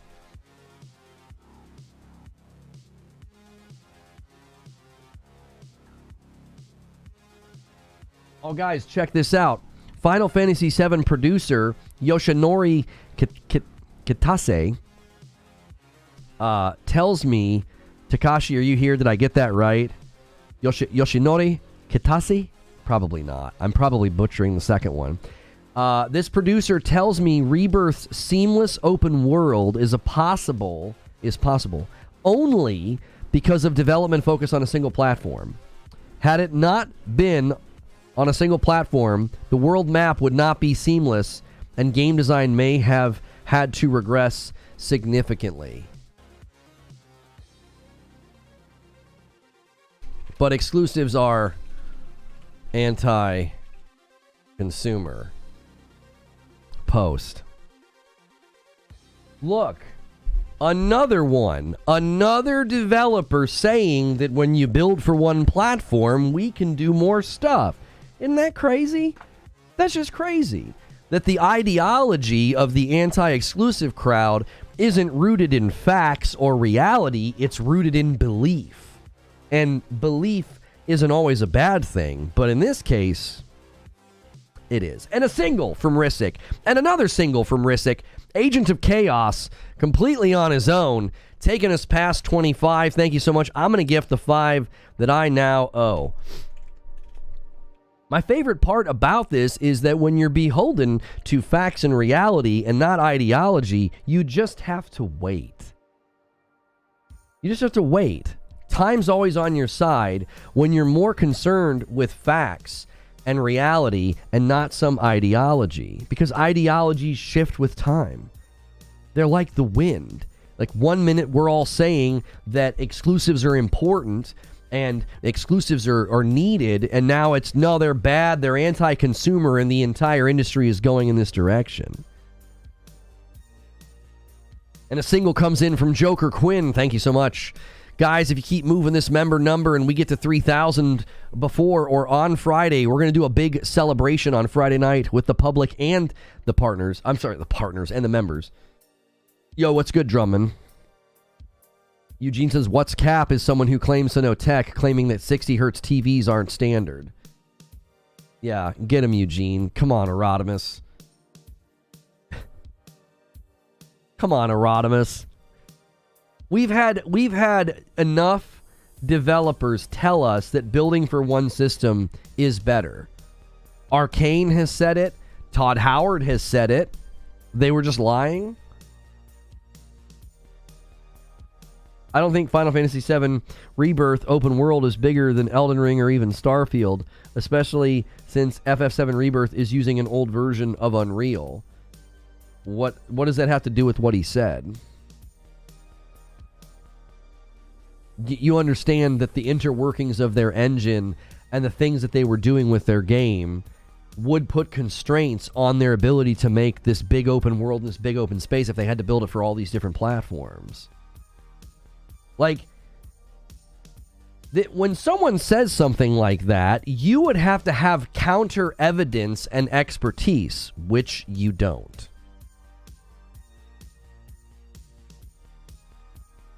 After they got bought? Right, but that wasn't a new concept. When Arcane said what they said and Bethesda said what they said, it wasn't a new concept. We had heard plenty of people say that if you build for one platform, it's better. You can optimize more. You can get more done. You can accomplish more. Your project is shorter. Comparing the visual quality in Final Fantasy VII to Elden Ring. Yeah, that's another thing. Like, Elden Ring is not a game that was pushing next-gen graphical fidelity. It's a beautiful game. I think the art direction in Elden Ring is some of the best I've ever seen. But that doesn't mean that it was like pushing lighting and textures and resolution and character detail that you see in FF7. Like,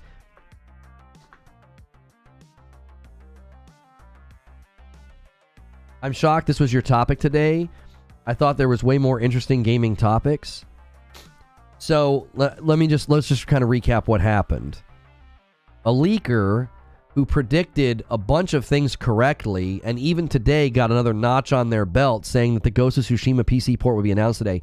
That leaker indicated that one of the most talked about games last year will be coming to the rival console of PlayStation at the end of this year.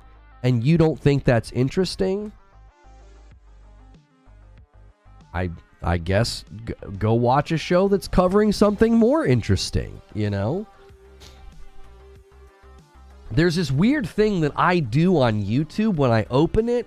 Let's just do a little role play here. You know, I swipe up and I open up my YouTube and it shows me some videos here. And I've got a couple of videos. And you know what I'm doing right now? I'm not clicking on stuff that doesn't interest me. I mean, I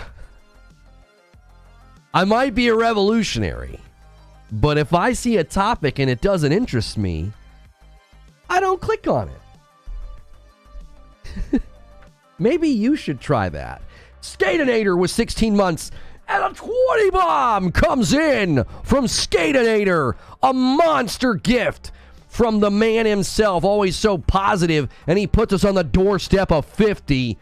That's my man right there. Appreciate you, Skatinator.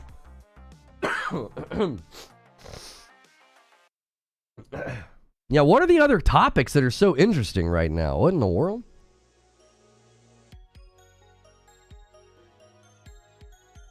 I don't, because even the Xbox insiders were wrong and they're closer to the sources at Xbox. Isn't that interesting? Isn't that interesting? There's a connection there, isn't there? The people that were the closest to Xbox were the last to find out about this. And now, they're all saying exclusives are bad. And that this is where the industry's going. And you... and you think that's evidence that if a leaker gets information, we shouldn't trust them? To quote Andrew Schwab, your heroes are dead. Like, you can't use... You can't use the fact that all these Xbox insiders got duped all last year to be running PR astroturfing for Xbox. And they all got rug pulled by the fact that PlayStation games are going to rival consoles. And you're like, well, they had it wrong, so I don't trust these other leakers over here. Brother, you're not looking at the world in the way that it exists. The fact that they didn't know is because that was all part of the plan. It doesn't make them unreliable. They were complicit in a PR astroturfing effort to keep everybody complacent and calm all last year. So they didn't know because they weren't supposed to know. It was all part of the design of it. Why do you think Tim Dog turned on them? Because he finally saw what was going on. It was like, you were just using me to run PR, and I'm not doing it anymore. Khaled with 28 months. I'm absolutely not interested in this show, and I'm watching for 28 months, darn it. My man Khaled.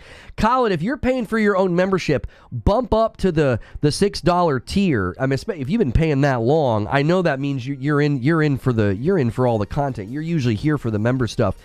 A lot of the members' content we had to put at that $6 tier because the gifted pool can get people in it that we don't want to get into all of the content. Yo, Basement Radio Arcade Podcast. My man Brap in the chat says Tim Dog is going to be on Brap tonight. You guys don't want to miss that. That'll probably be well worth watching. You can have strong opinions and even a strong dislike for Tim Dog. I'm not telling you how to feel about him, but I would listen to what he has to say if I were you. No. So, I don't know if I'd be listening to these Horse of a Different Color every week they have a new position people. I would just let them sort of drift off into the sunset of irrelevancy. You know, I wouldn't listen to them. And I wouldn't cite them as a reason to not believe leakers. Bold Alpha Wolfpack says, I'm saying if Nate, to hate Xbox Air, and Tim Dog don't know, the odds that anyone else would know is unlikely to me. Oh my gosh. Can you not see how silly that is? Okay, track with me here, Bold Alpha Wolfpack. When these leaks first surfaced about Xbox games going to PlayStation, all of your Xbox insiders dismissed it. That was by design. They weren't told. They were kept in the dark. People that weren't connected to Xbox got the information first. What does that tell you? What does that tell you? That there's a leak somewhere else. There are leaky parts in the pipeline somewhere else, and that's how we're getting this information. You're not going to get it from the Xbox guys anymore. They're being kept in the dark. So citing them as not knowing is actually not proof of anything. You had so many people running these leaks well before the Xbox guys. I had somebody well connected to Xbox and Bethesda DM me and say, hey man, everybody I'm talking to, Starfield is not going to PlayStation. And then a week later, I got an apology from that same person. And that same person said that their contacts at Bethesda said it is very likely happening and it's out of our hands. Just like 1 week, this week. Completely different. It's like a magic trick. It's like, now you see it, and now you don't. Exclusives matter, and these games will never go to PlayStation. Exclusives are bad. They're anti-consumer. The whole industry's doing this. Like, David Copperfield would have a harder time making a narrative disappear that fast. For all of the young bloods in chat, David Copperfield is a very famous magician who would make large objects like the Statue of Liberty disappear. Did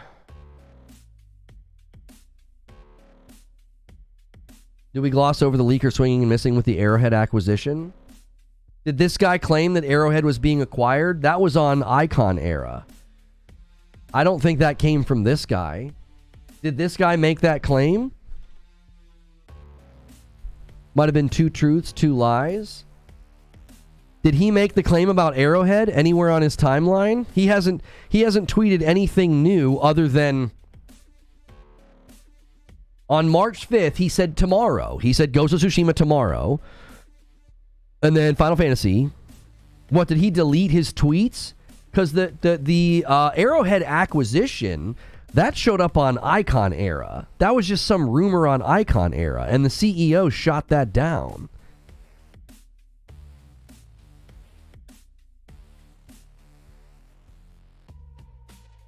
Yeah, his leaks are legit. Like, I have people screenshotting. Do you have screenshots of him saying anything about Arrowhead? That rumor hasn't been confirmed nor denied, and it's not the same person? No, it has been denied, Eugene. The Arrowhead CEO said this is not true. This guy didn't make that claim. Yeah, it's a completely different leaker. Do you have any other falsehood to peddle? Like, I don't know, you could maybe claim that you're interesting. Try that on for size. See if we buy that. See if we believe that. You got any other falsehood to peddle?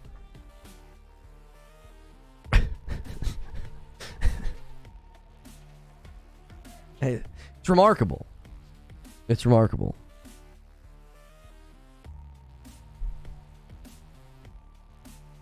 Statue of Liberty in Copperfield might not be a coincidence.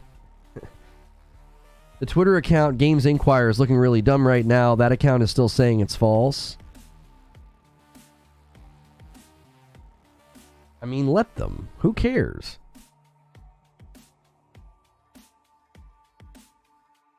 I don't think citing the Xbox guys being in the dark about something, I don't think you can cite that as evidence that something isn't happening because, well, they would know about it. Well, what are you talking about?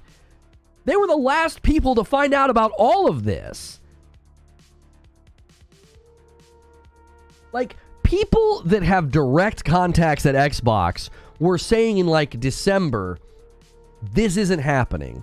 This is hopium. And then in January, it picks up steam. And then all of a sudden, people are like, oh yeah, this is happening. Now, I want you to consider something with me. So, Starfield coming to PS5, let's just set that aside for one moment. We have it on very good authority that well over a year ago, this plan was put in place. The team that helped Rare bring Sea of Thieves to PlayStation started helping them in like January of 23. That's over a year ago. That entire time, they managed to keep all these insiders in the dark. Evidence is fact. We're talking about rumors here.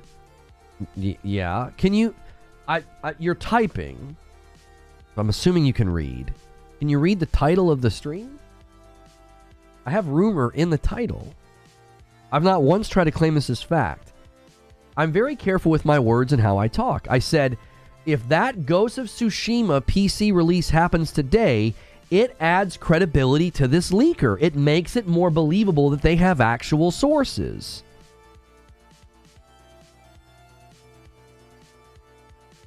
Arrowhead may get acquired, but it would be a bad look for Sony for 1 week to lay off 9,000 people and then acquire another company the very next week.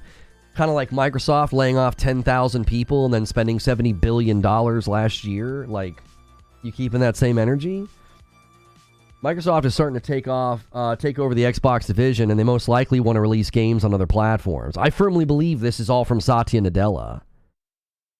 You said I'm claiming that as evidence. I'm not. Okay, it's possible I was misunderstanding you, Bold Alpha, but you seemed to be implying... Let me pull up the chat history, this wonderful feature. You said this in response to Jen. You said, Jen, I'm saying if Nate to Hate Xbox Era and Tim Dog don't know, the odds that anyone else would know is unlikely. So you were citing that as evidence of like, it's unlikely this guy has an actual source because these guys don't know. I'm pushing back on your argumentation, and I'm saying it's actually more likely. It's actually more likely because they would be the last. They would be the last people to find out because they were the last people to find out. Your argumentation was that this is evidence of this guy probably doesn't have a source. It's unlikely. These people would know. I don't agree with you because they were masterfully kept in the dark for over a year about all of this.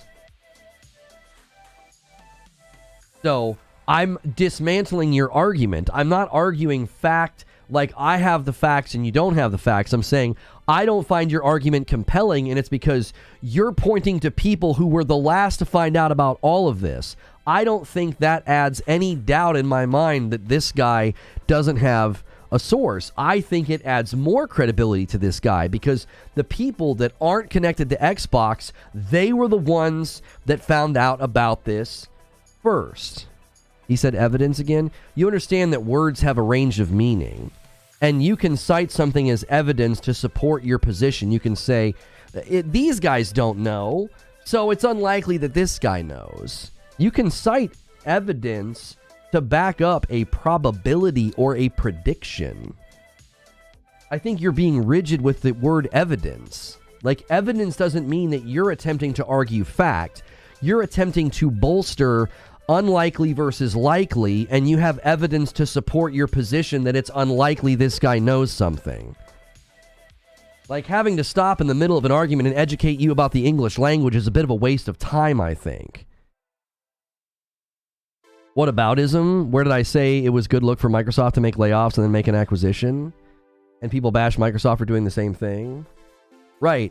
Erotimus, I was pointing to the fact that nobody cared like a month later.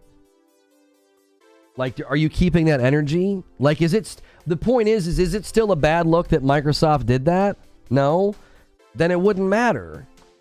People would rail about it for like a month. They'd be like, how dare PlayStation do this? And then they'd get over it. And a month later, no one would freaking care. It's not a whataboutism. I'm not bringing up a separate accusation. That's what whataboutism is. That's what a whataboutism is. You have to bring up a separate or completely different accusation. I'm saying both companies, one company did it and nobody cared. Like, nobody cared a month later. I don't think anybody would care either if PlayStation did it. They'd be like, who the frick cares? But, like, everybody's going to have to just get over the layoffs. They're going to happen all year long. Like, it's not a good look. Okay, so because they did layoffs, they can't do any expansion this year at all? They can't do any hiring or acquisitions? I got a little birdie from PlayStation to tell me PlayStation did layoffs. The last time PlayStation did layoffs was in the PS3 era in 2008. The last time they did a big layoff, that is. Last time they did a big sweeping layoff was in 2008. So I think people are going to move on from caring about it because it's just like this is the nature of the business right now with cost reduction. That doesn't mean that they don't have budgets and line items for acquisition. They said last year they were going to allocate more funds to acquisition. They come from different parts of the budget. It's not like they have only so much capital and so much cash and they can't suddenly acquire a company because they downsized or they reduced some of their studio size.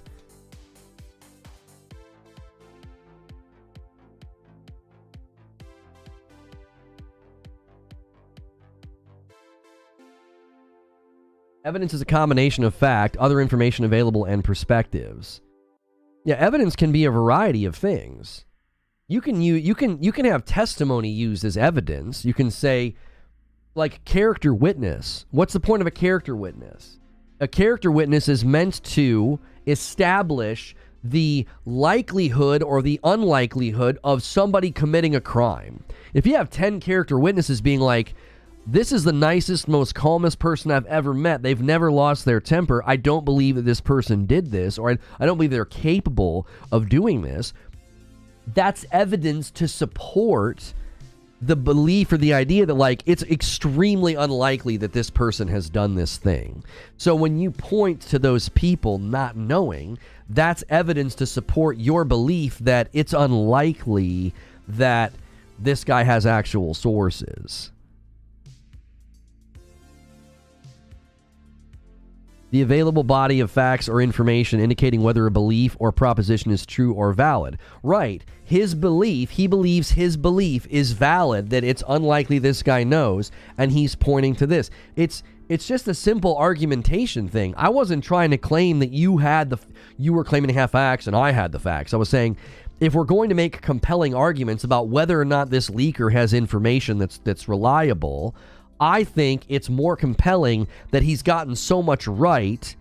Starting late February, this guy starts saying this stuff, and all of a sudden he's hitting left and right. Character witnesses are inadmissible, but they still do them. You're still trying to use character witnesses to establish pattern of behavior.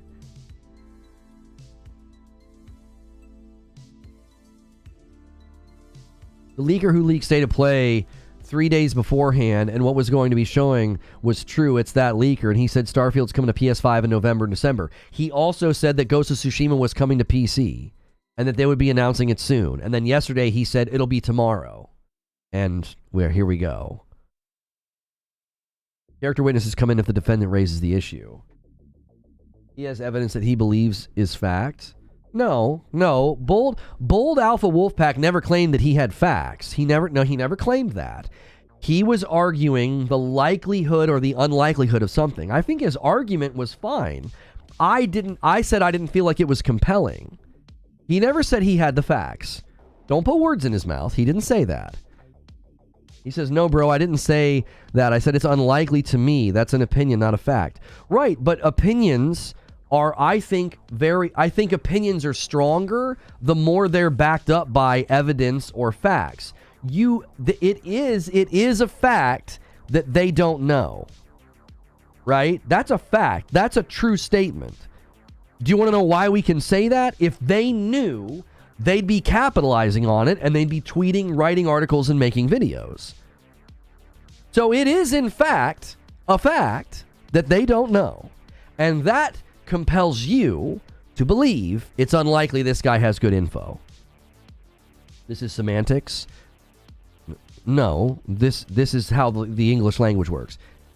There's nothing wrong with you saying, these are the facts over here that have compelled me to believe it's unlikely this guy has information.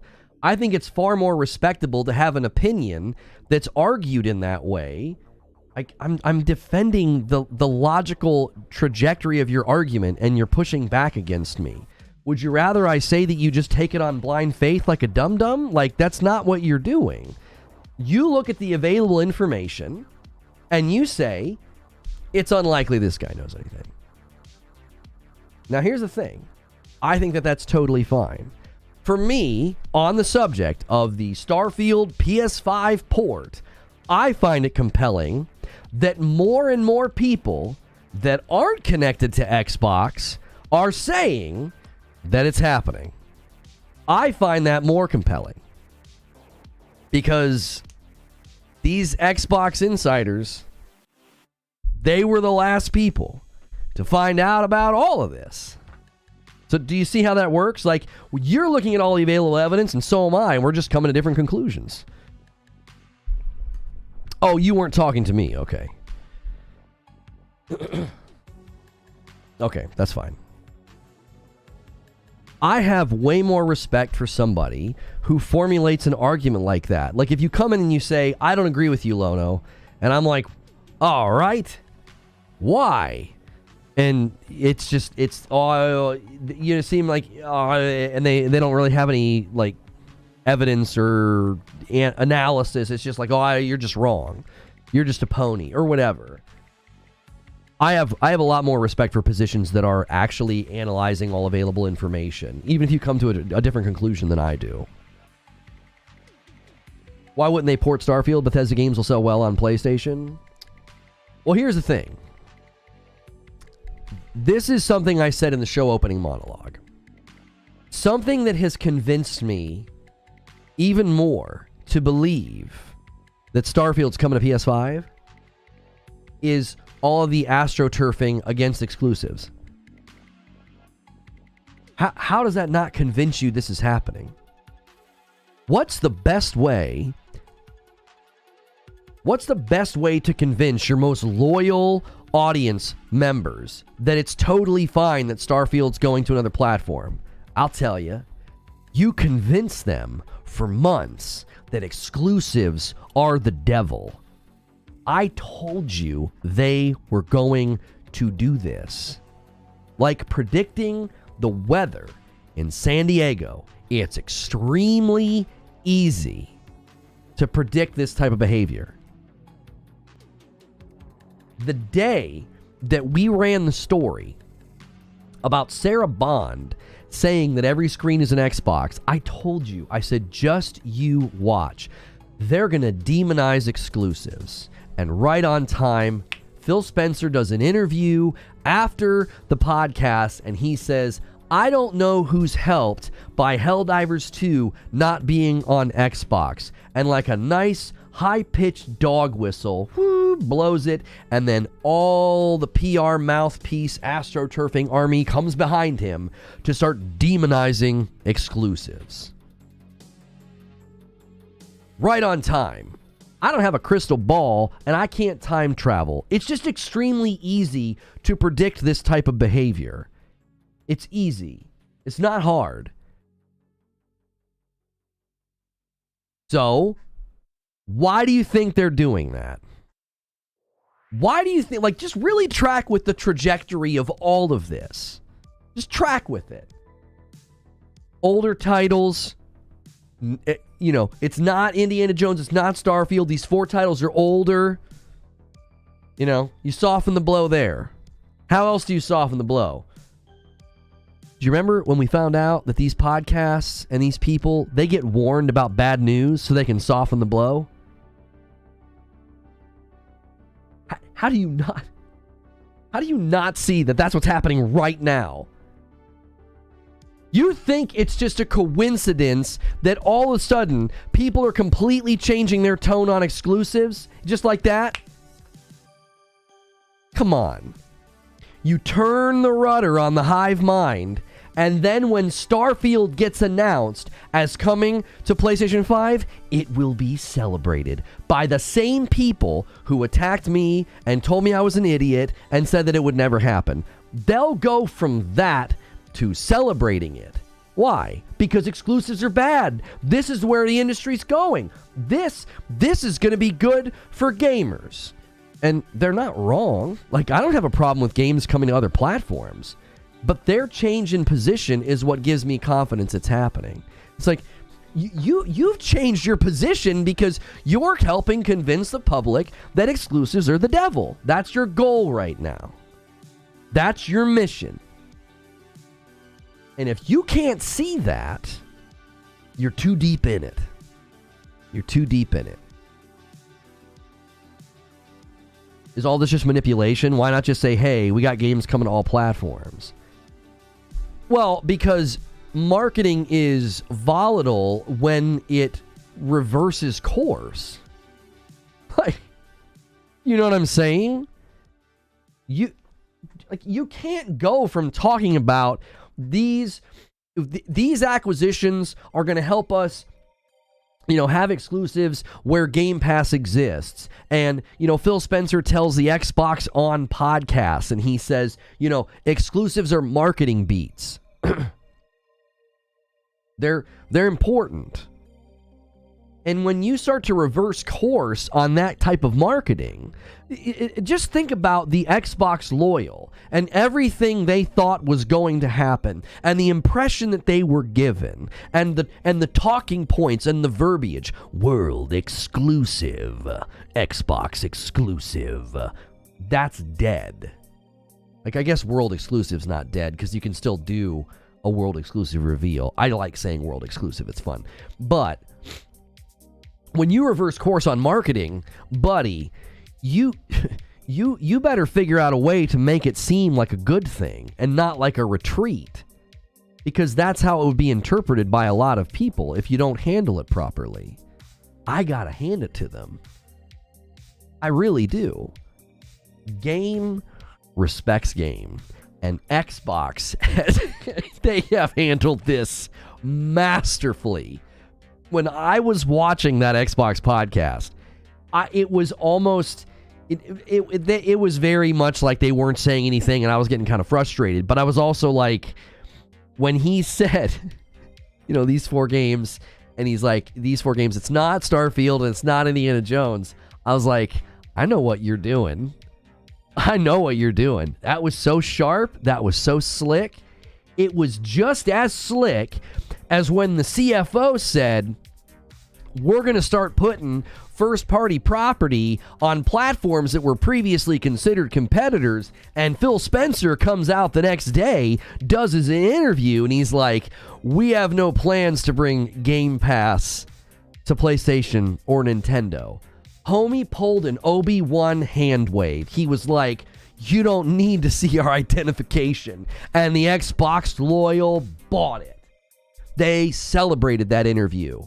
They wagged it in everybody's faces. See, you bunch of ponies, you bunch of port beggars, you're not getting Xbox games. And all Phil Spencer had to do was answer a different question. And people were off to the races with it. So when you look at how they handled this podcast and the interviews, and he goes to The Verge and he won't rule out Starfield and Indiana Jones, it's just, it's impressive. It really is. It really is. I'm impressed. Now, I will say, they've lost their footing with the public. They don't fully have them anymore. You can see it in the responses. There are plenty of people on Twitter, not just personalities like Tim Dog, right? There are people that are out there saying, I'm done with this. I'm not buying this anymore. Yeah, I'm not holding the line anymore. There are plenty that have let go, and they're like, no, I'm not playing this game anymore.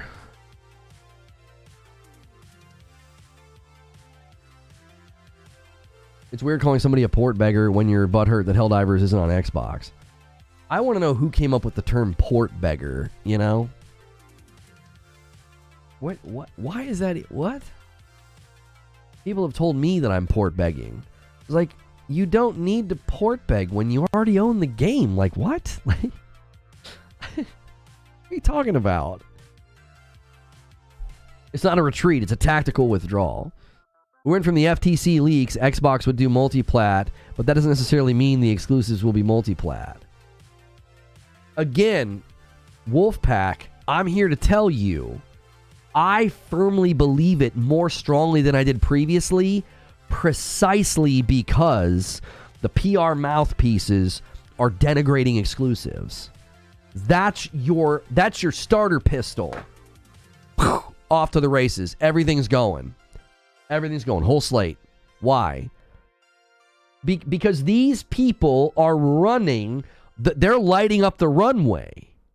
100%. That's what's going on. They're lighting up the runway.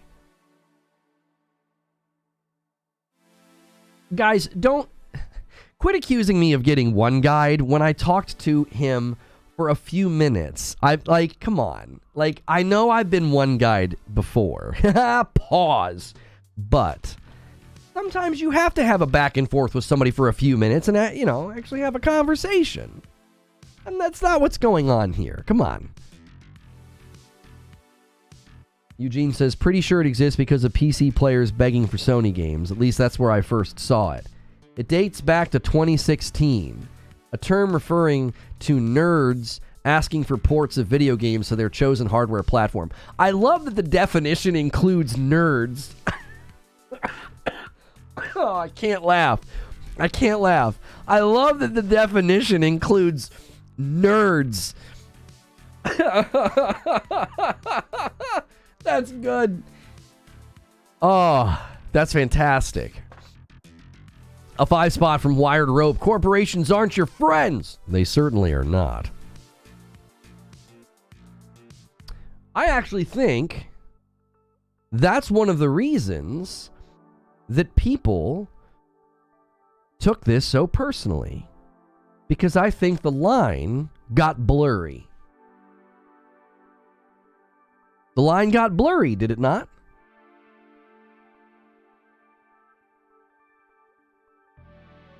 You have people texting and playing with Phil Spencer. They're on the inside. They're breaking bread. That blurs the line. It starts to feel like there's a the wall has come down. Like you're a part. You guys are friends. You guys are buds. You guys are pals. And it's like, what? No. I have my own personal theory. Do you guys want to hear it? Do you guys remember the controversy where there were YouTubers that got caught promoting the Xbox One and they did not divulge that it was sponsored and paid for? Do you guys remember that? Led to a lot of, criticism, but it also led to, now there's like rules and regulations about that kind of thing. You must divulge if the video that you're making has been paid for by a company. Which, funny enough, there are people out here writing their blog posts for, let's just throw a dart in a dark room and let's just pick an outlet like Forbes. And they get primo information first so that they can have their blog ready to go. But they don't divulge that relationship to the public. I believe that they should. I don't think that's ethical. In the same token, if you're making articles, reviews, previews, videos, and you were paid to do that, you have to divulge that. Well, information is one of the most valuable currencies that we have today. If you get the information first, that's worth money. There is a monetary value on information. And the fact that these outlets don't tell you and they don't divulge these relationships they have with the developers and publishers, it's not ethical. It's not. Because it paints a false picture. You think they're the press. They're not. They're quasi-content creators who are paid with information. So, Here's my theory. A 5 bomb from Rissick. I now owe you guys 5 more. This is my theory.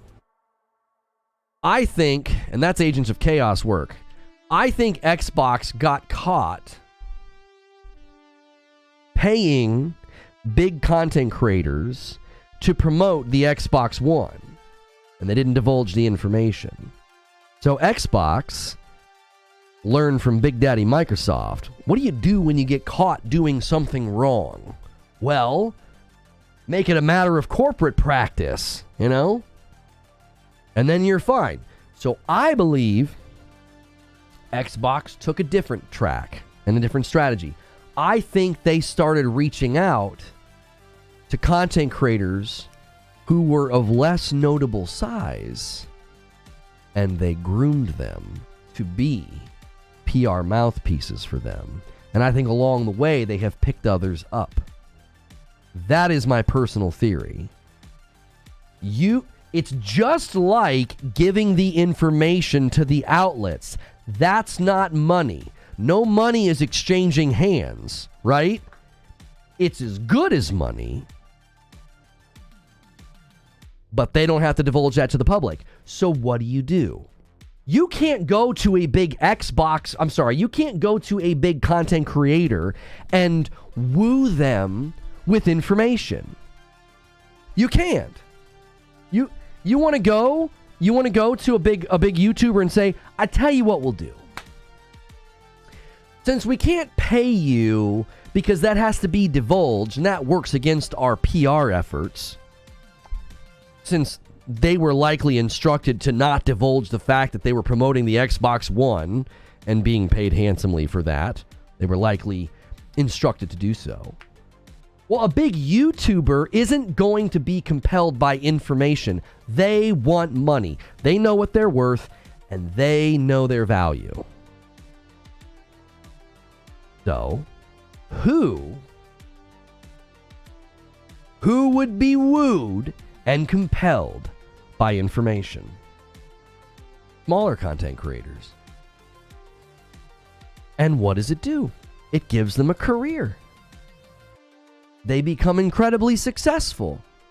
They get to go to events. They get free stuff. They get swag. You see? That's my theory. I think Xbox got caught paying people to make videos about the Xbox One, positive videos about the Xbox One, and after that, they changed tactics. It's like, well, if we're going to pay people and that has to be divulged, that works against our strategy. We don't want people to know that we're doing this. That's why the astroturfing's been going on for years, because they changed strategy.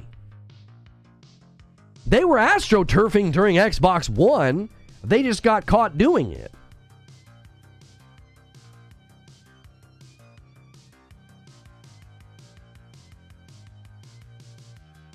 Who is this person? Barrier, I don't know. When was the account created is the real question. When did they create their account on Twitter? January of 24. That's somebody, whoever that is, they're connected. They literally created their account in January of this year. The leaker that got the State of Play stuff right and Ghost of Tsushima coming to PC today and getting announced today, and they say Starfield's coming in December, November, they created their account in January of this year. I wonder who that is. That's somebody they've got to have info. There's no way they're getting this much right.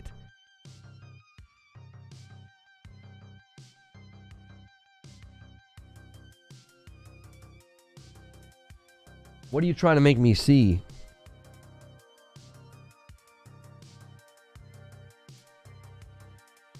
Do you know something about Bloodborne? Certainly, the game will receive more than just a simple remaster, but it will take time.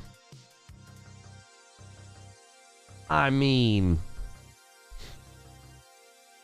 From said that, what was it? It was Miyazaki said that he's thrilled that people want it, but it would take a significant effort.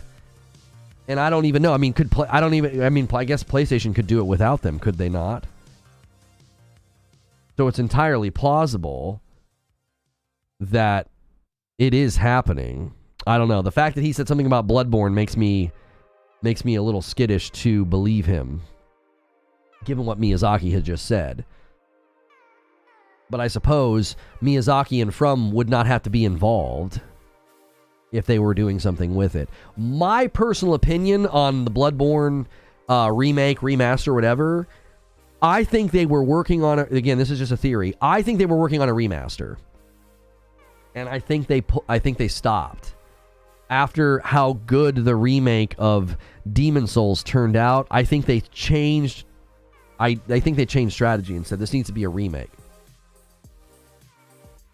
And that's why anytime we hear about Bloodborne, we get conflicting information, because I think different people have heard different things. There are people that heard about the remaster, and then there are people who heard about the remake. And that's why it's all confusing, because it's like there was one plan that got changed, and that's why we can't get consistent info.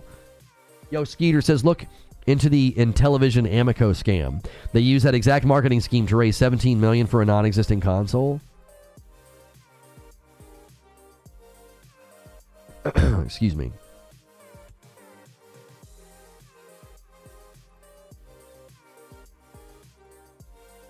Yeah, because Bloodborne was built from the ground up to be 30 FPS, you can't just flip a switch and raise the cap. That certainly is true. Guys, remember, if you're enjoying today's show, do me a favor and smash that like button. We should easily have 400 likes by now. Those of you that are here on a regular basis because you don't like me, thank you so much for supporting the channel. We appreciate that so much. And if you're here on a regular basis and you do like me, make sure you're subscribed to the channel. Make sure you're hitting that bell button. And the more you chat and the more you engage with the channel, you're going to increase the likelihood that you get a gifted membership. If you can afford a membership and you're like, hey, I'm here all the time and I'd like to support the channel directly, you can sign up for a membership for $6 a month. Now, you might be like, I don't do memberships on YouTube. What's the point? Our content output on this channel is incredibly high. 1 to 2 live shows Monday through Friday, a daily stream with the members, and then a Friday night stream with the members. Our output on this channel of members-only content exceeds what some people do on their public channels. And that is only possible because of the members and the gifted members. So, and guys, take a second to double check that it's saving your like count. We've been calling for likes, and like the like count doesn't move. I don't know if that's because there's an inordinate amount of hate watchers that refuse to click like. That seems psychotic that many people would be watching. I wonder if we're showing up on TVs and people are just not logged in, because YouTube did say they've had a huge swing of viewership go up, and now YouTube is most watched on televisions. I wonder if that's why this is happening. Are they putting us on like a runner somewhere, like a rotator? I wonder if we're getting an influx of people that are not logged in, because the like behavior has been very strange. I was chalking it up to the UI and bugs and glitches, but I wonder if that's what it is. It doesn't look like From worked on the Demon Souls remake. Yeah, if From Software had no hand in the Demon Souls remake, then a Bloodborne remake could be underway right now by the same guys that did Demon Souls. You know? Hellblade 2 looks like absolute garbage. I don't agree with that at all. I think Hellblade 2 looks fantastic. I'm a little worried about frames per second. Indulge me just one more second. A lot of you guys watch during the day and you're coffee drinkers and you treat me like a podcast. We have our own coffee. This is not a sponsor, okay? We do work with sponsors. We work with Gamer Advantage for the glasses, and we work with Into the AM on the t-shirts. Those links are below if you want to support me. We even have an Amazon affiliate link. If you're regularly ordering stuff from Amazon, click my link before you do so. This is not a sponsor, okay? We have a light roast and a dark roast. If you're a coffee drinker and you've never tried coffee before with balanced or low acidity, go to reforgeroast.com or use the link below or the link in chat and try out the coffee. It supports me directly. My wife and kiddos bag it up and ship it to you. Thank you so much. Okay, there the light count goes. Okay, now it actually went up. Maybe people are on the other side of the room listening, or they are watching on TV, and maybe it's a little bit more involved to press the like button on TV. All right, calm down. I gave you a like. I was just theorizing. I mean, the light game's been pretty weak lately, and the viewership's been fantastic, and I'm just trying to theorize as to what's going on, you know? Again, it could be that we're on TVs. I've watched YouTube a few times on the TV, and I don't even know where I would go to press the like button because I'm not logged in. It's just like an app on my television. I think I used it to watch some live event. I can't remember what it was. I think we were trying to find the Kentucky Derby or something. You've been a bit needy, Lono. You trying to eat every day again? We talked about this. I've been working and lurking lately and haven't been pressing. I've done it today. I appreciate that. Yeah, the lurkers might be, you guys might be kind of, lax in your daily, ritual. Make sure you're doing that. Might have missed a super chat. I might have. Let me double check. I am sorry if I missed a super chat. I am so sorry, William Lewis. I apologize. I was gifting members around that time, and so was Rissick, and it probably got pushed out of the chat. William Lewis with a $2 super chat, as well as a $5. People focus on that one part of Spencer's statement. Why do they never include the other part where he says, I understand why they do it. We do it too. Right. But here's the thing, William Lewis. You think it's a sheer coincidence that Phil Spencer says that in the wake of the podcast, and look at all of the loyal podcasters and YouTubers. It was a dog whistle. Come on. Are you kidding me? He's the expert at doublespeak, brother. He says, I don't know who it helps. Do you see what he did? It's so subtle. It's so subtle. Like I said, he is brilliant. If he's ever not at Xbox, somebody better scoop this man up because he is really good at his job. Look at how subtle that is. He says, I don't know who that helps. But then he says, who does it benefit? I understand why they do it. We do it too. Well, then wait a minute. You know who it helps. You're not in the dark. He said that because, again, it was a signal that this is how we're going to attack this. We're going to make exclusives seem like they're anti-consumer. You think it's pure coincidence that he says it and he phrases it in that way, and then within a day, that's the talking points. Exclusives are anti-consumer. Exclusives are bad. Exclusives only help the platforms. Even if you read his entire quote, you can still say that.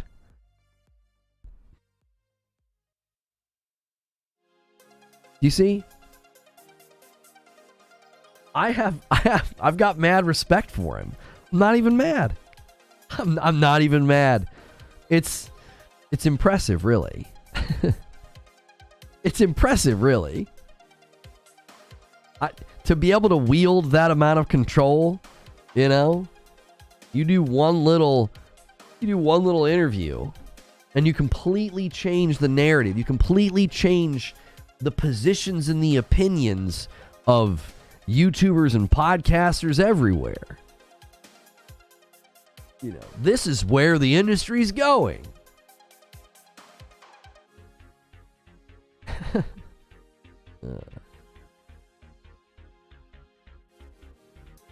The 3 or 4 main talking points out of those camps now are direct attacks on Sony and Nintendo's models. It's not aimed at consumers at all. It's aimed at those two companies.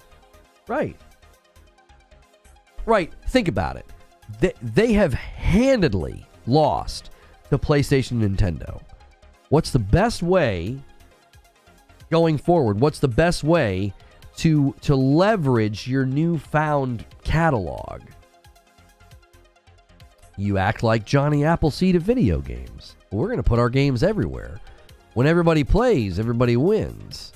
They've been subtly, delivering this message, through the static all this time. If you had to guess with who's going to assist with the eventual Gears or Halo port to PS5, who do you think may be helping them? Well, I don't think the Gears team would need any help. Because it's the Unreal Engine, I think they would be able to do it themselves. I don't know if you'd need a team for that one. Now, I suppose there still might be teams that are, that's their area of expertise. I don't have a catalog of porting companies in my brain, Sven, to make a guess at your question. Your question could be aimed at the appropriate target, that you don't want these studios spending a lot of their time porting old games to PlayStation 5. You would want another company doing that to free up, the Coalition and 343 to be working on new content. Going forward, I think everything's multi-plat. I don't think they're even going to second guess it. Why would you bother? Every screen is an Xbox, and this is an Xbox exclusive. Doesn't make sense. It's nonsensical. They've completely changed the way they talk about their content.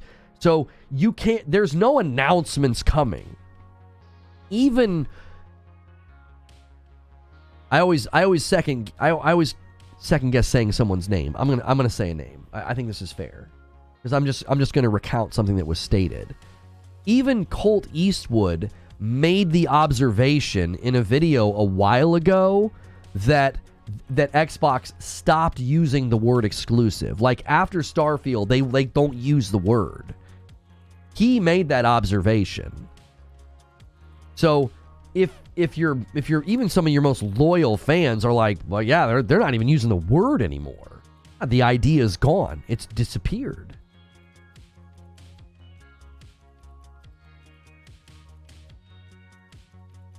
Jim Ryan goes in court and demands Microsoft banned of exclusivity and signs a 10-year deal ensuring this won't transpire. And then when Microsoft releases on multi-platforms, people aren't critical of Jim Ryan. I'm not connecting the dots there. Your sentence doesn't make any sense. Why would people be critical of Jim Ryan? Like what does that have to do with the conversation about going multi-plat? You got to connect the logical dots there for me. I'm not seeing it.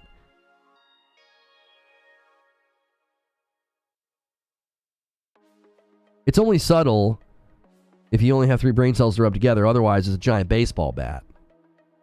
Well, I don't even... excuse me.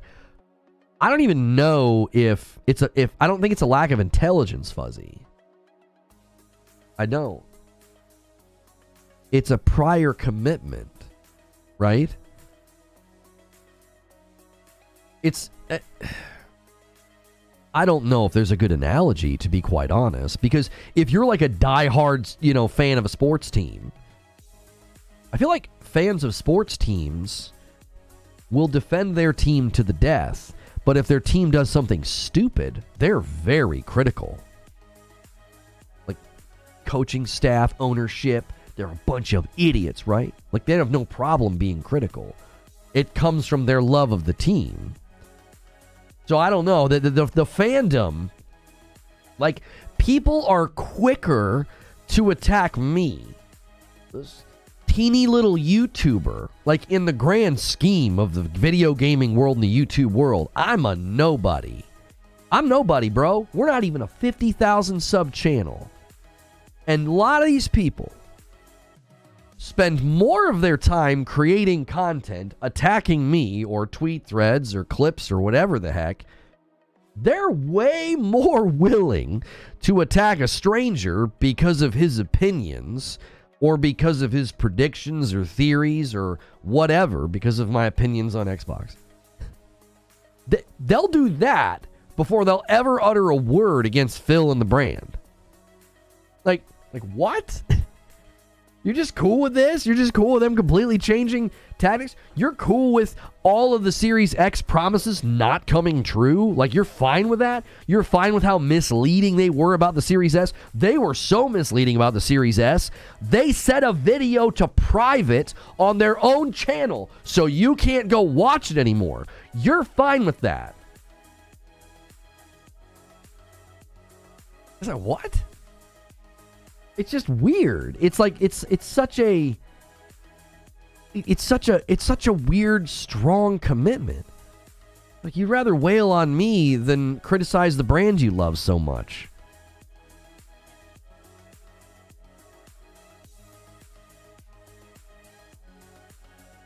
Hang on. Did he explain his position?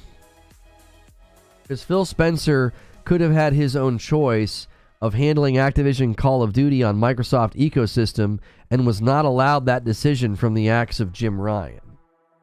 Okay. So I'm going to ask this question. And I am not trying to be mean. You genuinely think that Jim Ryan is the reason that Call of Duty will remain a multi-plat title?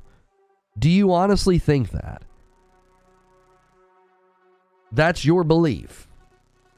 That Jim Ryan walked in the room and successfully stopped Microsoft from going exclusive with Call of Duty? I know Kirk, I've done some shows with Kirk from What's New Video Games. He believes that the FTC in that trial stopped Xbox from going exclusive with Call of Duty. I do not believe that. The FTC got the crap kicked out of them, and for all intents and purposes, the internal emails, the plans, and the revenue projections, Xbox never planned to do that. They were counting on that revenue. All you have to do is look at the way Phil Spencer talks about this. When Famitsu's asking him, why did this change take place? He references Minecraft. Like, Minecraft was the catalyst here. I don't think there was ever a model where they were like, yeah, 48% of the people who buy Call of Duty buy it on PlayStation, and after we make this insane acquisition, we're going to cut off all that revenue. Because Kirk and Doc Dark believes this too. Doc Dark also believes that Ori and the Blind Forest isn't worth purchasing and they should humble themselves. And, you know, because it won Xbox Game of the Year and 4 nominations the year it came out. And it was so good that Xbox decided to pay for the next game. But, yeah, their game's not worth purchasing. Doc, I don't know. Maybe his laundry room has a gas leak in it. I don't know why he made that video. I love you, Doc, but that was utter nonsense. That was utter nonsense, bro. Like, one of your shining stars of property, and you're like, they should humble themselves. It's not worth buying. Anyway, Doc believes the same thing. Here's the problem. Xbox wasn't even making enough consoles. Switch to ingest servers.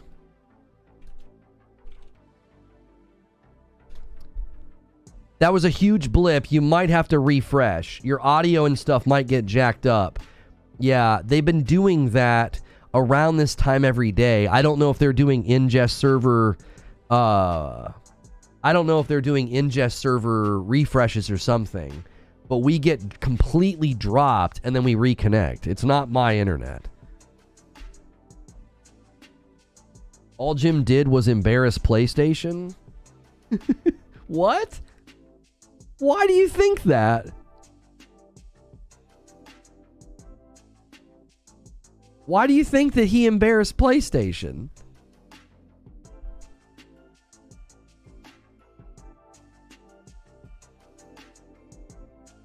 His court statements? No, okay, I assume that's what you meant. You've got to elaborate. Why is Kirk out here trying to delete Lono's stream? That's right, that's right.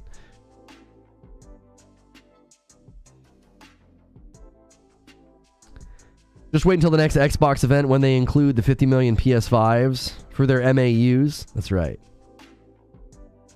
That's why Jim Ryan was the CEO, helped secure one of the biggest IPs not leaving PlayStation.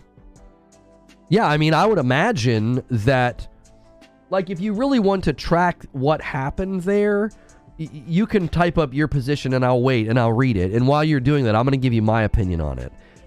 They were originally offered a 3-year extension on their existing contract. And Jim Ryan essentially, and, you know, I guess kind of professionally, he kind of laughed. It was woefully inadequate, or whatever words he used. I can't remember the words he used.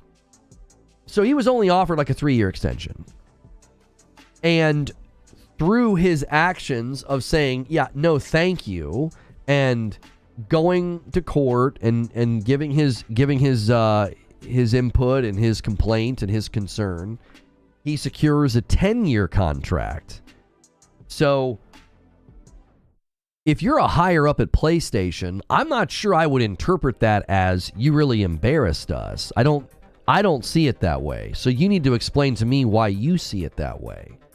The guy walked onto the world stage and basically put it on the table and was like, we want a better contract than this. And he got it. That feels like a win in my book. They secured 10 more years of a really great deal for them. Like, Call of Duty is really good for PlayStation. COD did more for PlayStation than anything else in recent years. The early beta testing on PS exclusive, the new map early access, more than anyone will know. I think they made a very, very good bet during the PS4 era. I agree with you on that. For sure. I think PlayStation placed some very smart bets during the PS4 era. They placed good bets on Call of Duty. They placed good bets on Destiny. Do you remember? Destiny 2 was a pretty big game. The marketing was big. And do you remember all the marketing? I went to the Destiny 2 reveal in 2017. They flew me and a bunch of people out there, and they handed us a bunch of swag. You know what all the swag said? It all said PlayStation 4, optimized for the PlayStation 4. You know? Now, obviously, it ran way better on PC, which is where I ended up playing, but, dude, I'm telling you, PlayStation made some really, really good bets during that generation, and it helped them win a lot of customers. Now, if you want to tout that as some victory in some contest that nobody cares about anymore, and say, well, yeah, PlayStation's garbage, weak, trash, and, you know, here we go, real thoughtful analysis from Darren, PlayStation would go under without Call of Duty. Okay. You know, if you want to tout that as a win, I don't understand how that's a win. You're basically saying, hey, they were smarter than Xbox. Haha. Like, what? Ooh, wow. It's quite a win. Yeah. They handled that generation, more intelligently and more strategically. They were more strategically intelligent than Xbox was. Xbox completely blew that gen. Wow, what a win. What exactly did you win by making that point?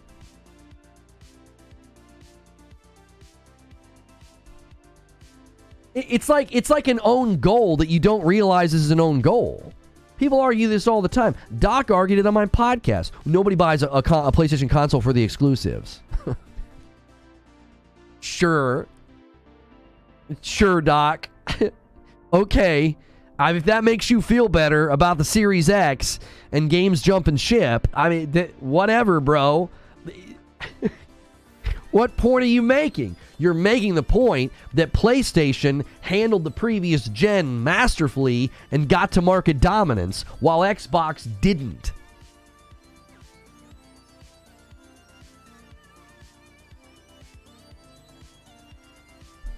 A significant number of people are staying in the PlayStation ecosystem for Call of Duty. This is true.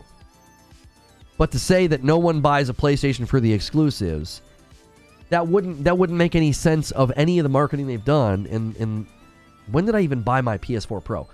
Since the PS4 Pro bundle that I bought, they leveraged their exclusives to get you to buy. They do bundles. They bundled Horizon Forbidden West. They did a Spider-Man bundle. They do that because they know their games do well. Their games sell. Spider-Man has like a 20%. Spider-Man 2 has like a 20% attach rate. So what you think that's just a bunch of COD heads that are like, yeah, I guess I'll play Spider-Man 2? No, those are a bunch of people that are in the PlayStation ecosystem because they love the exclusives. Yeah, they did a God of War bundle. You don't bundle your first-party property if it's not a console mover. It wouldn't make any sense. It's why Halo was on the box for the Xbox Series X. Why? It's a console mover. It's Halo. It's one of their biggest and most recognizable pieces of property.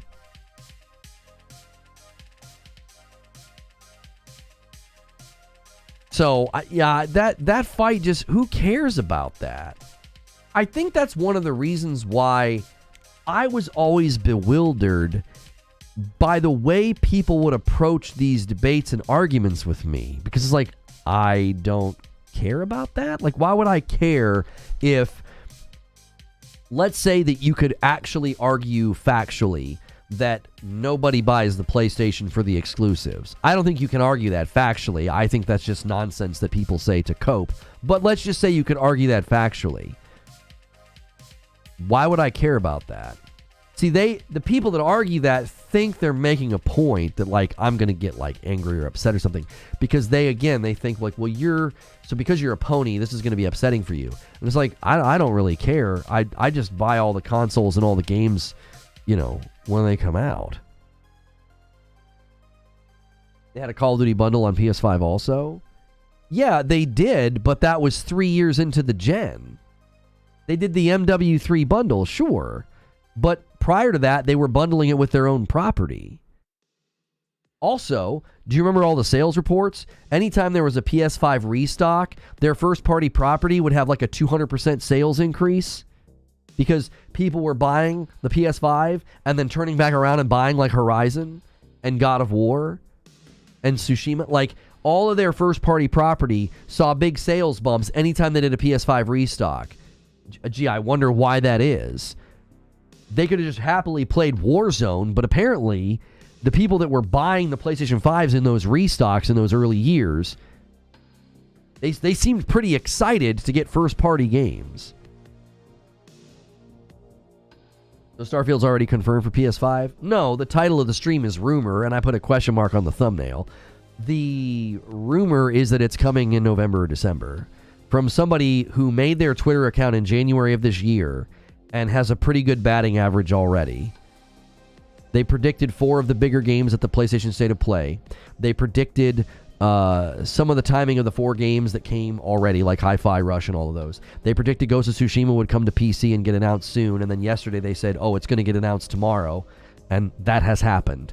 So, whoever this person is who created their Twitter account in January, I don't know who this person is, but it's somebody that's got some connections and some contacts, and they're getting solid info. It sounds like they have a contact at PlayStation. No, I don't know who it is. They're not. Excuse me. They've not even hinted that there's somebody else or that they're on an alt. But clearly, when this tide started to turn, funny enough, this is really interesting to think about. January was when these rumors heated up. Do you remember? We were 1 week into January when the rumors about Hi-Fi and Sea of Thieves started circulating. And then I ran the story because we had sources telling us that Starfield was coming. We got mercilessly attacked for that, called a liar by an outlet that habitually lies and is illegitimate and is not a true, like a genuine member of the press. And then 3 weeks later, everybody else starts saying it. Oh yeah, Starfield's coming. I can't help but notice this person made their Twitter account in January when all this started leaking out. So I don't know. It seems like this is somebody who got the inside track on some of this stuff, and I don't know. I would continue to. I'm gonna throw him a follow. I haven't followed him yet.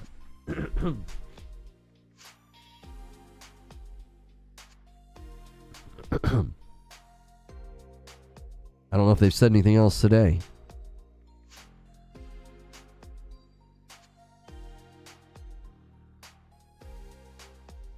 No, they're just pointing to the Ghost of Tsushima stuff.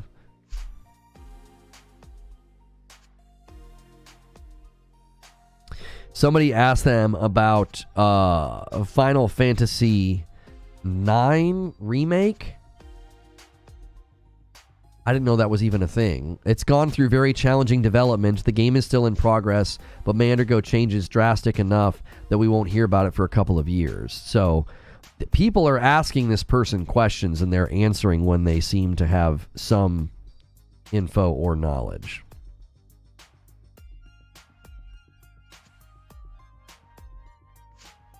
Ghost 2 trailer is an easy W for PlayStation. Rooster Teeth has been shut down by Warner Brothers Discovery.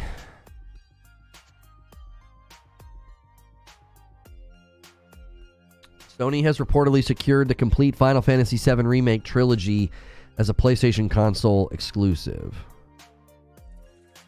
What the heck is this thing they're doing with hyperlinks on Twitter? What is this? So are they making this portion of the hyperlink big and the rest small for a particular reason? Is this a glitch, or is that something that they're doing? Is Elon... What's Elon doing, dude?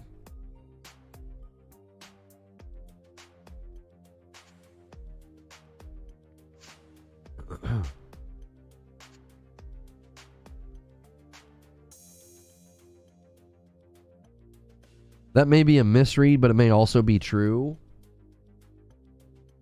What may be a misread? Let's check them out. Which thing? I've been looking at a lot in the last 5 minutes. Because it's currently a console exclusive doesn't mean it is permanently one. Oh, the Final Fantasy thing? Yeah, VGC is reporting it. Sony has secured the Final Fantasy VII Remake trilogy as a console exclusive. Did I misread that when I said it originally? According to a new Washington Post report, which appears to confirm what had perhaps been widely assumed but not confirmed until now. While the finer details of the exclusivity arrangement haven't been publicly disclosed, the report seemingly extinguishes hopes of the trilogy coming to Xbox in the near future at least. The Washington Post article reads, securing the Final Fantasy VII trilogy as a console exclusive is a feather in the PlayStation cap. That doesn't sound like... That sounds like an observation, not new information. The focus on securing third-party deals is, quote, ingrained in our DNA to this day and connects directly with how we've worked together on Final Fantasy VII Rebirth. Yo, Lord Horg, welcome back as a member, dude.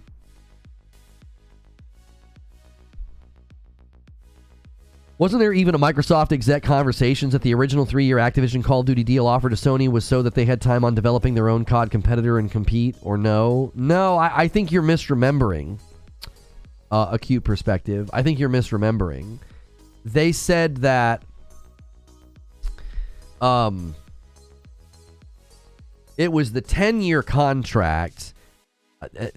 Hopefully I'm remembering this correctly. Chat, check me on this. My memory of it was once they offered the 10-year contract, they said that was more than enough time.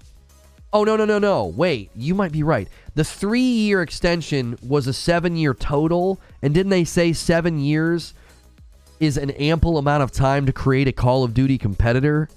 And obviously PlayStation pushed back and said that game has 11 studios on it. It's monolithic. It's endemic in the gaming world. No one's going to create a competitor. I don't think they were saying we're only going to give you 3 years and that's enough time for you to create a competitor. I think they were saying this is an ample amount of time for them to come up with a replacement or whatever. Do you see what I'm saying? Like, I feel like you're flipping it around. I don't think they said we're giving you 3 extra years so that you can have enough time. I think they were arguing to the lawyers or to the FTC and saying that's enough time for them to make a competitor. Because at the time, I remember saying Xbox has more money than PlayStation. Why don't they make a competitor? If anybody had a vested interest in making a competitor with Call of Duty, it was Xbox, because way more people buy Call of Duty on PlayStation. 48% buy it over there. And you have way more money. Why don't you invest in a competitor? Right? Why would PlayStation invest in a competitor? It doesn't make any sense. Why would they compete with their own user base? 48% of the people who buy Call of Duty buy it over here. Well, let's spend a bunch of money trying to get them to buy our game instead. So I don't think that ever made any sense to me. People are like, well, PlayStation could make a competitor. It's like, well, why wouldn't Xbox make a competitor? They had a stronger reason to. Less of their community bought Xbox. I'm sorry, less of their community bought Call of Duty on Xbox. And they have way more money than PlayStation. They could have threw a whole bunch of money at a COD competitor. So, I don't think people want to make a COD competitor because it's like trying to compete with Fortnite. That'd be like telling somebody right now, yeah, make a Fortnite competitor. That would be stupid. Why would you do that? Yeah, let's try to spend a bunch of money and time and investment targeting a really popular game with people that's pretty much all they play.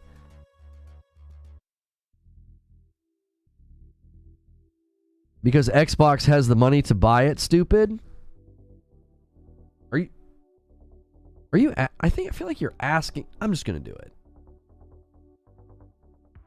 I'm just going to do it.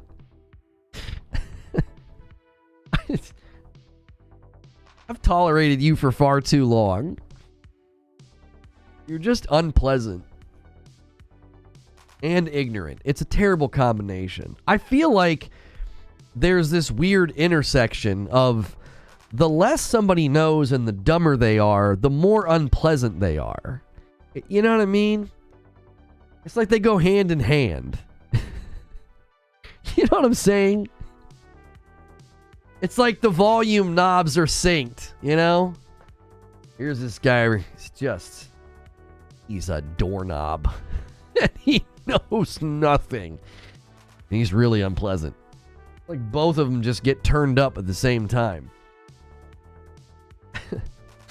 For weeks now, just been coming in, just saying dumb stuff and having a go at people and just being gross. Like, get out of here, bro.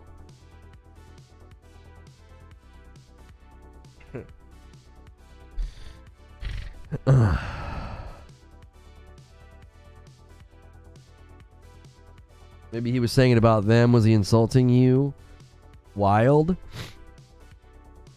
What's wild is you thinking I should let somebody stay here who's been unpleasant and going after people for weeks. No, it wasn't Alpha Wolf. No, he hasn't been going after people. Oh, Bold Alpha Wolf Pack has not been going after people.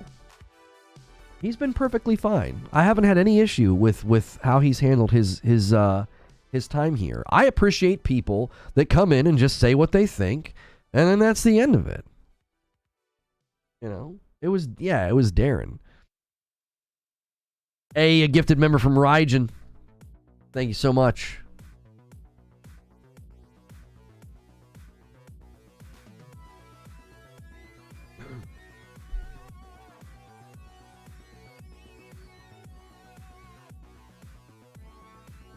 Oh, you were saying his behavior is wild.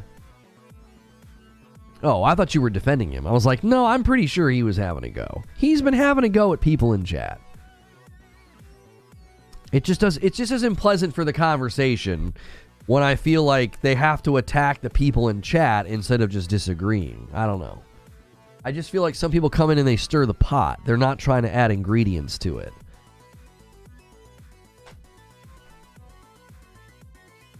You know? Hey, somebody ordered some coffee. Thank you so much. Rissick ordered 2 bags of light roast. Appreciate you so much.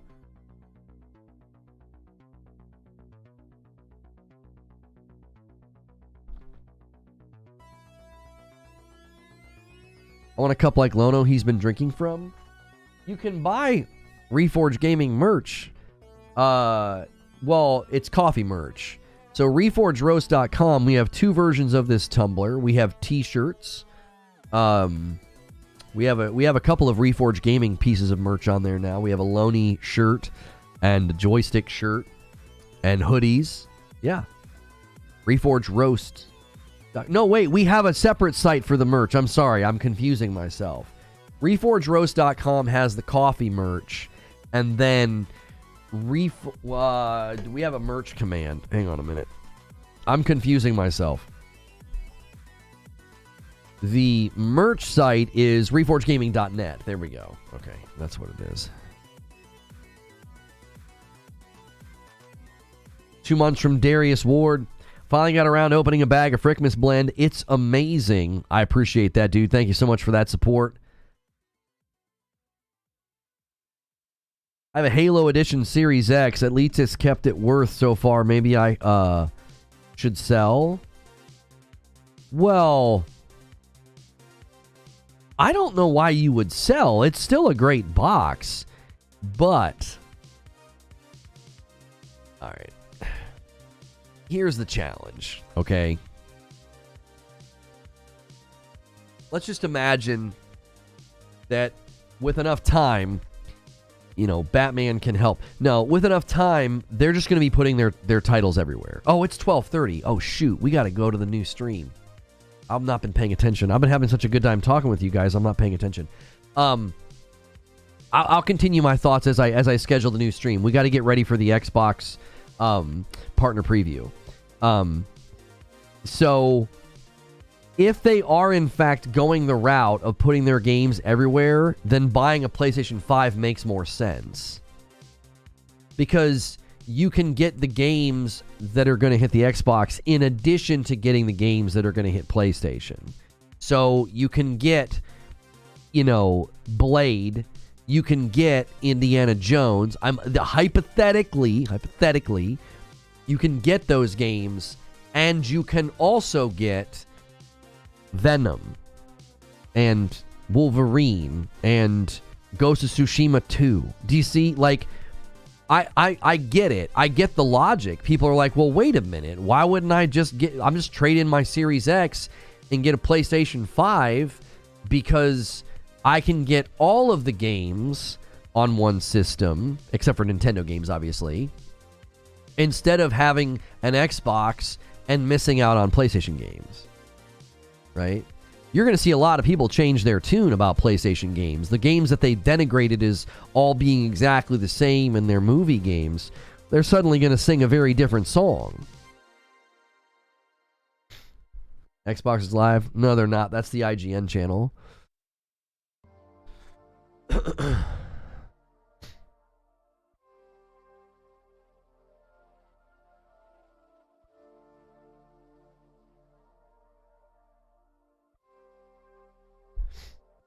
All right, hang on. I've got to do this. All right. Yeah, you do miss out on Game Pass, but I don't think Game Pass has the staying power and the sticky, like, you know, like sticky marketing where they get you to, it's hard to cancel or whatever. I don't think so, because the biggest challenge with Game Pass is that you're not building a digital library, and that matters more to consumers than Game Pass. That's why subscription services are plateauing, because I think people are still wanting some measure of, you know, ownership. They want to own their games. That's why some people are pushing back against what they feel like is a loss of ownership now, with everything going digital and everything being terms of service based. You know, guys, do me a favor. If you have been lurking and enjoying today's show, can you smash the like button? We need 30 more likes to hit the next like milestone, and that would be super helpful to me. We are going to redirect to a new stream here in a moment. I'm going to spam a link in chat. I'm also going to redirect you. We're going to get ready for this Xbox partner preview. Let me go ahead and send a tweet as well. Yeah, they sometimes go live on the purple platform earlier, and it's just a countdown. Yeah. They're not actually live, though, on YouTube. It's a premiere, by the way. It's not going to be a live stream. It's a pre-recorded thing, which I actually kind of prefer that.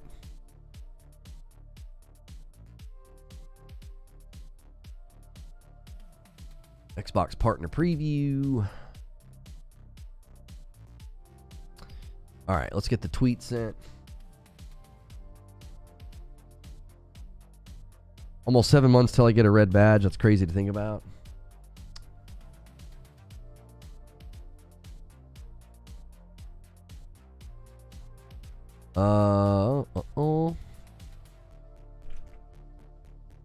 Get in here. Retweet. Okay. Here you guys go. There's a link in chat. Please click that link. Please make sure, you guys have been great about smashing a like button today. Get 15 more likes on this video. And then make sure when we go over to the new video, you guys also smash the like button over there. It really helps out, especially when we go to a brand new stream and YouTube's like, hey, wow, you have a bunch of people here already. The like count needs to reflect that, if that makes sense. So make sure you guys smash that like button when we get over there. Thanks so much for checking out this video. This is going to be my co-stream of the Xbox Partner Preview, March 2024, and it's going to go live in 22 minutes. So if you're watching the past broadcast, just skip ahead 22 minutes, and that's when the premiere will start, and we're going to debrief and discuss after the fact. We already did a stream today about the new rumors about Starfield and the timing of when it comes to PlayStation 5 by a leaker who got a bunch of things right about State of Play, as well as Xbox games coming, as well as Ghost of Tsushima coming to PC, getting announced today. They got all those things right. So we did that show. If you want to go watch that show and opening monologue, I'm going to end that previous stream and redirect folks over to the new stream. Thank you guys so much for a great day. And make